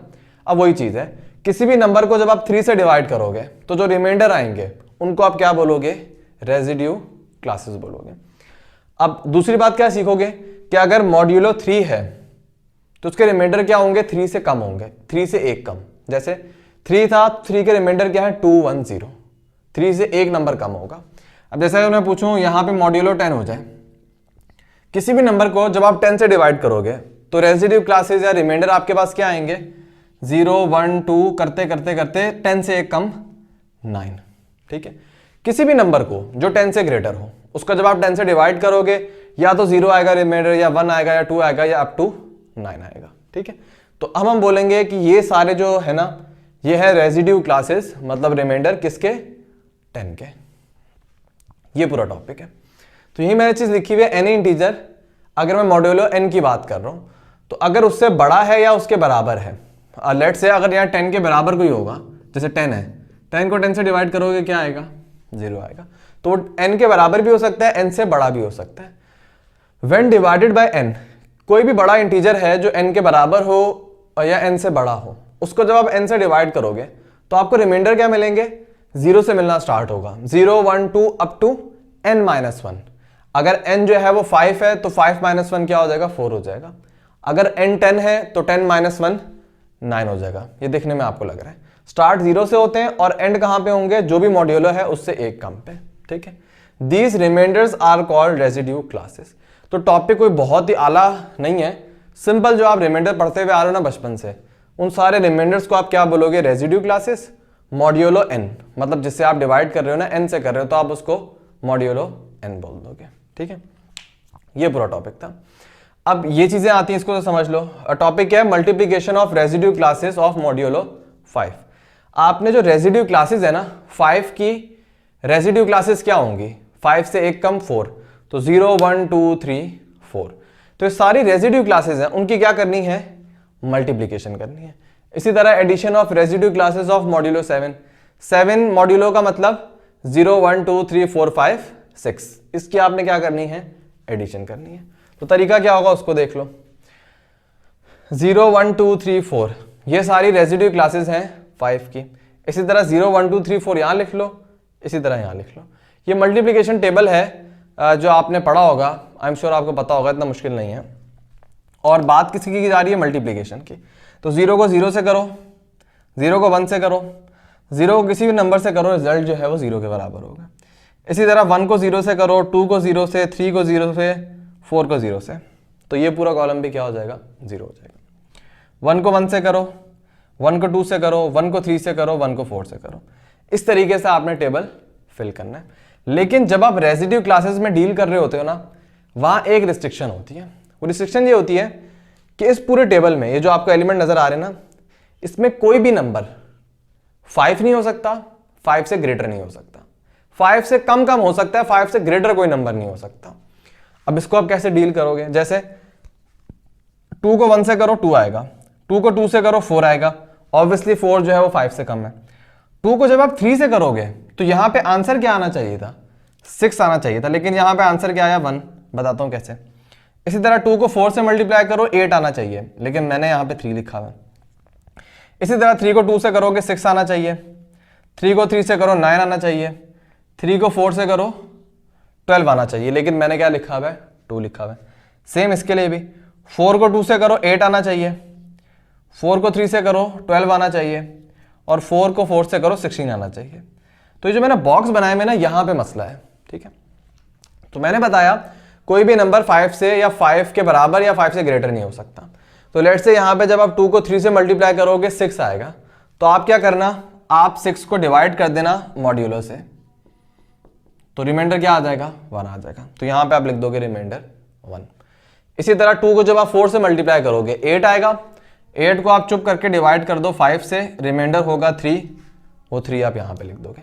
तो कोई भी नंबर 5 या 5 से ग्रेटर आने लगे तो आप उसे डिवाइड कर देना और उसकी जगह पे उसका रिमाइंडर लिख देना।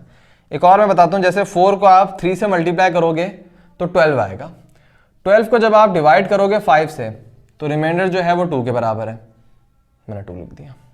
और जैसे 4 को 16 से करोगे, 16 को 5 से डिवाइड करना, रिमाइंडर 1 होगा, तो यहाँ पे मैंने 1 लिख दिया। सेम काम एडिशन में भी आप ये करोगे ऑब्वियसली। अब बात की जा रही है मॉड्यूलो 7 की, तो रेजिड्यू क्लासेस क्या होंगी, 0 से स्टार्ट होंगी और 7 से एक कम मतलब 6 तक जाएंगे। यार नॉर्मल तरीके से जिस तरह आप ऐड करते हो ना, वैसे आपको करना है। 0 को 0 में ऐड करो 0, 0 को 1 में ऐड करो 1, 0 को 2 में ऐड करो 2। इसी तरह मैं रैंडम को डिस्कस करता हूँ। 2 को 2 में ऐड करो 4, 2 को 3 में ऐड करो 6, यहाँ पे आना चाहिए नहीं 2 को 3 में ऐड करो 5 होता है, मैं मल्टीप्लाई कर रहा था।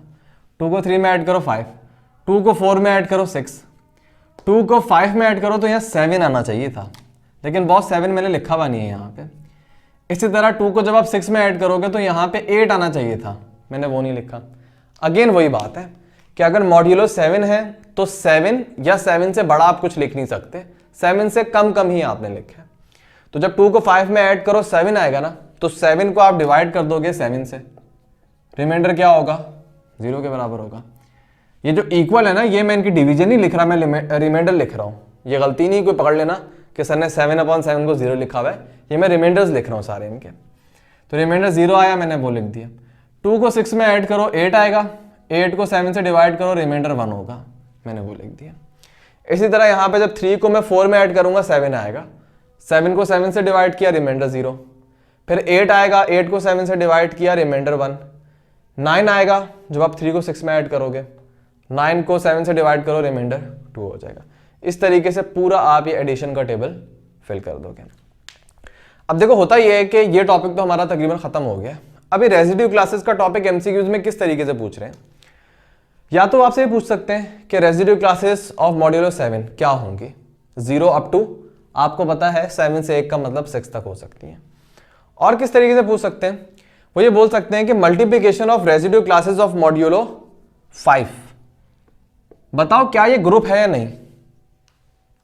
वो ये पूछ सकते हैं कि multiplication of residue classes of modulo 5 क्या ये ग्रुप है या नहीं। ठीक है, तो जब ग्रुप की बात की गई है तो इसका मतलब वही 4 बातों को आपको देखना पड़ेगा। तो अब रेजिड्यू क्लासेस और ग्रुप्स आपस में कनेक्ट हो गए, और क्या इनका कनेक्शन होगा जरा वो देख लेते हैं हम।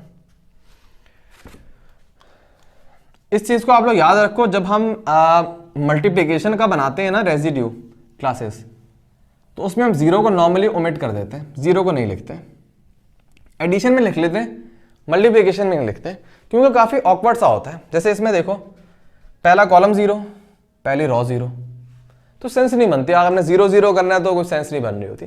तो नॉर्मली मल्टीप्लिकेशन में हम जीरो जो है ना उसको हटा देते हैं। तो ये मॉड्यूलो 5 का इस तरह बनाया था, लेकिन नॉर्मली जो हम बनाते हैं वो इस तरह बनाते हैं कि मैंने जीरो को जो है ना वो हटा दिया है। ये भी मॉड्यूलो 5 का, लेकिन इसमें जीरो नहीं है। अब देखो टेबल आपको थोड़ा ढंग का लग रहा है। तो जीरो नॉर्मली मल्टीप्लिकेशन में नहीं लिखा जाता, एडिशन में तो मसला नहीं कर रहा ना। देखो एडिशन में टेबल आपका अच्छा है।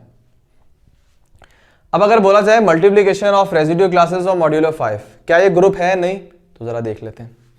सबसे पहली बात क्या होनी चाहिए? क्लोज होना चाहिए, क्लोजर प्रॉपर्टी सेटिस्फाई होनी चाहिए। क्लोजर प्रॉपर्टी का मतलब ये है कि जो आपने टेबल बनाया हुआ पूरा, ये जो 16 एलिमेंट है, ये 16 एलिमेंट रेजिड्यू क्लास से बिलोंग करने चाहिए। यहां पे जो सेट है वो कौन सा सेट है?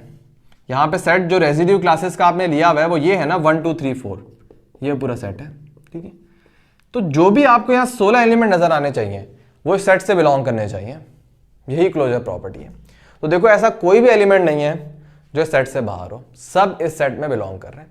इसका मतलब प्रॉपर्टी नंबर 1 जो है वो सेटिस्फाई है। दूसरी तो एसोसिएटिव है, मैंने बताया एसोसिएटिव सेटिस्फाई ही करती है। तीसरी है आइडेंटिटी, मतलब एक ऐसा एलिमेंट है यहां पे जिसको आप किसी से मल्टीप्लाई करो उसको असर नहीं पड़ेगा, और ऑब्वियसली बात है वो 1 मौजूद है। देखो 1 को मैंने 1 से मल्टीप्लाई किया। देखो अगर एक आइडेंटिटी को अपने आप से करोगे ना तो फर्क ऑब्वियसली आपको दिखने में लगेगा नहीं, लेकिन कंसीडर करो ये 1 था, इसको मैंने इससे मल्टीप्लाई किया, इसको कोई फर्क नहीं पड़ा, पहले भी 1 था अभी भी 1। इसी तरह 2 को मैंने 1 से मल्टीप्लाई किया, 2 को असर नहीं पड़ा, एज इट इज। 3 को 1 से किया, कोई असर नहीं पड़ा, as it is. Same for the 4। इसका मतलब ये जो सेट है इसमें एक आइडेंटिटी भी एग्जिस्ट कर रही है, मतलब 1 आइडेंटिटी भी एग्जिस्ट कर गई, इसका मतलब तीसरी प्रॉपर्टी भी सेटिस्फाई हो रही है। चौथी प्रॉपर्टी क्या थी? इनवर्स। इनवर्स मतलब इनवर्स को आप दो तरीके से डिफाइन कर सकते हो ना, जैसे विद रिस्पेक्ट टू मल्टीप्लीकेशन। क्या आपके पास एक नंबर है a, मैं बोलूं इसका इनवर्स क्या है, तो आप बोलोगे 1/a। एक तो आप इस तरीके से मल्टीप्लिकेटिव इनवर्स को डिफाइन कर सकते हो। एक दूसरा तरीका यह है कि आप इसको इस तरह डिफाइन करो कि अगर मैं आपसे पूछूं कि a का मल्टीप्लिकेटिव इनवर्स क्या है, तो आप बोलो a का मल्टीप्लिकेटिव इनवर्स वो नंबर है, मैं जगह छोड़ रहा हूं, जिसको जब मैं a से ऑपरेट करूं तो रिजल्ट में मेरे पास क्या आए? आइडेंटिटी आए। समझ आया दोनों चीजों का मतलब? एक मैं बोलूंगा a का मल्टीप्लिकेटिव इनवर्स बताओ, तो आप बोलोगे 1/a, रेसिप्रोकल कर दिया। दूसरी तरीके से मैं क्या बोल सकता हूं? a का मल्टीप्लिकेटिव इनवर्स वो है जिसको जब मैं a से मल्टीप्लाई करूं तो रिजल्ट में क्या है? आइडेंटिटी है। ठीक है, अब यही चीज जो है इसको हम यहां पे अप्लाई करेंगे। ये वाली चीज आपको यहां पे सेटिस्फाई होती नजर नहीं आएगी क्योंकि ऑब्वियसली फ्रैक्शन यहां पे मौजूद नहीं है, लेकिन इनवर्स को आप दोनों तरीके से डिफाइन करते हो। आपने ये वाली चीज भी देखनी है। ठीक है, क्योंकि टेबल नॉर्मल टेबल नहीं है ना। नॉर्मल टेबल में जब आप मल्टीप्लाई करते हो तो उसमें डायरेक्ट वही लिखते हो, जैसे 3 × 3 तो आप 9 लिखते हो। ये नॉर्मल मल्टीप्लीकेशन नहीं है। ठीक है, इसलिए आप फिर इनवर्स की दूसरी वाली डेफिनेशन जो है ना उस पर जाओ और उसको जरा देखते हैं। आप देखो जैसे मैं 1 को पिक कर रहा हूं, 1 को यहां मैं ऐसे एलिमेंट से मल्टीप्लाई कर रहा हूं कि रिजल्ट मेरे पास 1 आए। 1 को एक मिनट साइड पे करो तो वरना समझ नहीं पाओगे। 2 को पिक करो, मुझे बताओ इस पूरे सेट में 2 को अगर मैं किसी ऐसे एलिमेंट से मल्टीप्लाई कर रहा हूं कि रिजल्ट में मेरे पास आइडेंटिटी आ रही है, मतलब ऐसा कोई नंबर है जिसको मैं 2 से मल्टीप्लाई कर रहा हूं और रिजल्ट में मेरे पास आइडेंटिटी मतलब 1 आ रहा है, ऑब्वियसली है। 2 को जब आप 3 से मल्टीप्लाई कर रहे हो तो रिजल्ट में क्या आ रहा है? आइडेंटिटी आ रही है। इसका मतलब 2 का इनवर्स क्या है? 3 है। इस एंगल से आपने देखना है। इसको देखो, 3 को आप किसी ऐसे नंबर से मल्टीप्लाई करो कि रिजल्ट में क्या आए? आइडेंटिटी आए। यही तो डेफिनेशन होती है ना इनवर्स की, कि रिजल्ट में क्या आना चाहिए? आइडेंटिटी। बिल्कुल, 3 को मैं 2 से मल्टीप्लाई कर रहा हूं तो रिजल्ट में क्या आ रहा है? 1 आ रहा है। इसका मतलब 3 का इनवर्स भी मौजूद है जो क्या है? 2 है। इसी तरह 4 को जब मैं 4 से मल्टीप्लाई कर रहा हूं तो रिजल्ट में मेरे पास आइडेंटिटी आ रही है। इसका मतलब 4 का इनवर्स भी मौजूद है और वो क्या है? वो 4 खुद ही है। तो 2 का इनवर्स है 3, 3 का इनवर्स है 2, 4 का इनवर्स है 4 और 1 का इनवर्स 1 ही है। इसका मतलब हर एलिमेंट का इनवर्स इसी सेट के अंदर मौजूद है। आइडेंटिटी भी मौजूद है और हर एलिमेंट का इनवर्स इस सेट के अंदर मौजूद है। चौथी बात को भी सेटिस्फाई कर रहा है। और जब ये चारों बातों को सेटिस्फाई करे ग्रुप है, और ये डेफिनेटली एबिलियन ग्रुप भी होगा क्योंकि कम्यूटेटिव को भी सेटिस्फाई करेगा। ठीक है, अगर आप 2 × 2 लिखो तब भी 1 आएगा, सॉरी 2 × 2 लिखो तब भी 4 आएगा, या डिफरेंट कर दो 2 × 3 लिखो तब भी 1 आएगा, या 3 × 2 लिखो तब भी 1 आएगा, मतलब ये कम्यूटेटिव भी है। तो इस तरीके से रेजिड्यू क्लासेस में आप ग्रुप और एबिलियन ग्रुप इनका आप चेक करते हो। ठीक है, अब मैं जैसे एक एग्जांपल देता हूँ, एमसीक्यूज भी आया हुआ है ये, और वो ये है, अच्छा जरूरी नहीं है कि एमसीक्यूज में अगर बात की जा रही है मॉड्यूलो 7 की, लेट्स से मॉड्यूलो 7, तो 7 के जितनी रेजिड्यू क्लासेस हैं उन सब की बात की जा रही हो। कोई ऐसे एमसीक्यूज होते हैं जिसमें जैसे अभी जो मैं एग्जांपल देने लगा हूं, जैसे मैं यहां पे बात कर रहा हूं मॉड्यूलो 8 की। ठीक है, तो उस एग्जांपल में क्या है कि उसकी रेजिड्यू क्लासेस बस ये वाली कंसीडर की हुई है। हालांकि 8 की रेजिड्यू क्लासेस क्या होंगी 1 2 3 4 5 6 7, अगर आप 0 को हटा दो। लेकिन कितने एमसीक्यूज में आपको मिलेगा कि कुछ रेजिड्यू क्लासेस वो आपको देंगे और उसी में से वो आपसे सवाल करेंगे। तो अब सवाल ये है एमसीक्यूज में कि भाई ये मॉड्यूलो 8 की रेजिड्यू क्लासेस हैं। ठीक है, अगर ये एक ग्रुप बना रही हैं, मतलब इन 4 बातों को सेटिस्फाई कर रही हैं, तो बताओ इसमें 5 का इनवर्स क्या है। अगर ये ग्रुप बना रही हैं तो बताओ इसमें 5 का इनवर्स क्या है। तो सबसे पहले देखते हैं क्या वाकई ग्रुप बना रही हैं ये 1 3 5 7, इसी तरह 1 3 5 7। 1 को 1 से मल्टीप्लाई करो 1, 1 को 3 से करो 3, 1 को 5 से करो 5, 1 को 7 से करो 7। अच्छा, अगेन वही बात, मॉड्यूलो कौन सा है 8 है, तो उसका मतलब 8 से कम कम नंबर होने चाहिए। 3 को 1 से करो 3, 3 को 3 से करो 9, 9 जो है वो 8 से बड़ा होता है, 9 को 8 से डिवाइड करो 1 रिमाइंडर आएगा। 3 को 5 से करो 15, 15 को जब आप 8 से डिवाइड करोगे तो रिमाइंडर आपके पास आ जाएगा 7। 3 को 7 से करो 21, 21 को जब आप 8 से डिवाइड करोगे तो रिमाइंडर आ जाएगा 5। 5 को 1 से करो 5, 5 को 3 से करो 15, अगेन 15 को जब आप 8 से डिवाइड करोगे रिमाइंडर 7 होगा। हाँ, इसी तरह 5 को 5 से करो 25, 25 को जब आप 8 से करोगे तो रिमाइंडर 1 होगा। 5 को 7 से करो 35, 35 को जब आप डिवाइड करोगे 8 से तो रिमाइंडर 3 हो जाएगा। 7 को 3 से करो 21, रिमाइंडर 5, 35 रिमाइंडर 3, 7 को 7 से करो 49, 49 को 8 से डिवाइड करो रिमाइंडर 1। तो ये पूरा आपने टेबल बना लिया। अब पहली बात इसमें चेक कर लो क्या ये ग्रुप है या नहीं। इस तरह भी तो वो पूछ सकते हैं ना कि बताओ कि ग्रुप है या नहीं, तो ये किस तरह चेक करोगे, अगेन वही बात, क्लोज है, क्योंकि देखो ये जितने 16 एलिमेंट हैं ये सब इसी सेट से बिलोंग कर रहे हैं। ऑब्वियसली एसोसिएटिव भी हैं, आइडेंटिटी भी एग्जिस्ट कर रही है। देखो अगर आप 3 को 1 से मल्टीप्लाई कर रहे हो 3 को असर नहीं पड़ रहा, 5 को 1 से कर रहे हो 5 को असर नहीं पड़ रहा, तो इसका मतलब इसमें आइडेंटिटी क्या है 1, जो कि सेट में मौजूद है। और चौथी बात क्या है, इनवर्स। अगेन वही बात, आप जैसे अगर मैं 3 को देखूं, 3 का इनवर्स का मतलब 3 को मैं ऐसे किसी नंबर से मल्टीप्लाई कर रहा हूं कि रिजल्ट में आइडेंटिटी आ रही है, मतलब 1 आ रहा है। तो देखो 3 को जब मैं 3 से कर रहा हूं तो रिजल्ट में 1 आ रहा है, इसका मतलब 3 का इनवर्स क्या है 3 है खुद। इसी तरह 5 को जब मैं 5 से मल्टीप्लाई कर रहा हूं तो आंसर क्या आ रहा है 1 आ रहा है, इसका मतलब 5 का इनवर्स क्या है यहाँ पे 5 ही है। इसी तरह 7 को जब मैं 7 से मल्टीप्लाई कर रहा हूं तो आंसर क्या आ रहा है 1 आ रहा है, इसका मतलब 7 का इनवर्स क्या है 7 है। तो इन सब एलिमेंट के इनवर्स भी इसी सेट के अंदर मौजूद है, इसका मतलब चौथी बात भी सेटिस्फाई हो रही है। तो पहली बात ये ग्रुप है, आप इसका आंसर ग्रुप लगा सकते हो। और जो मैंने सवाल बताया था वो सवाल ये था कि इसमें 5 का इनवर्स क्या है। तो आपको दिखने में लग रहा है 5 को आप ऐसे किस नंबर से मल्टीप्लाई कर रहे हो कि रिजल्ट में 1 आ रहा है, और वो आपने देखा 5 को अगर मैं 5 से मल्टीप्लाई करूं तो रिजल्ट में 1 आ रहा है, इसका मतलब 5 का इनवर्स जो है वो 5 खुद ही है। तो इसका राइट ऑप्शन है 5 का इनवर्स 5 है। तो इस टाइप के मजीद एमसीक्यूज होंगे जो हम सॉल्व भी करेंगे, लेकिन मैंने आप लोगों को आइडिया दे दिया इस तरीके से टॉपिक वो पूछ रहे हो।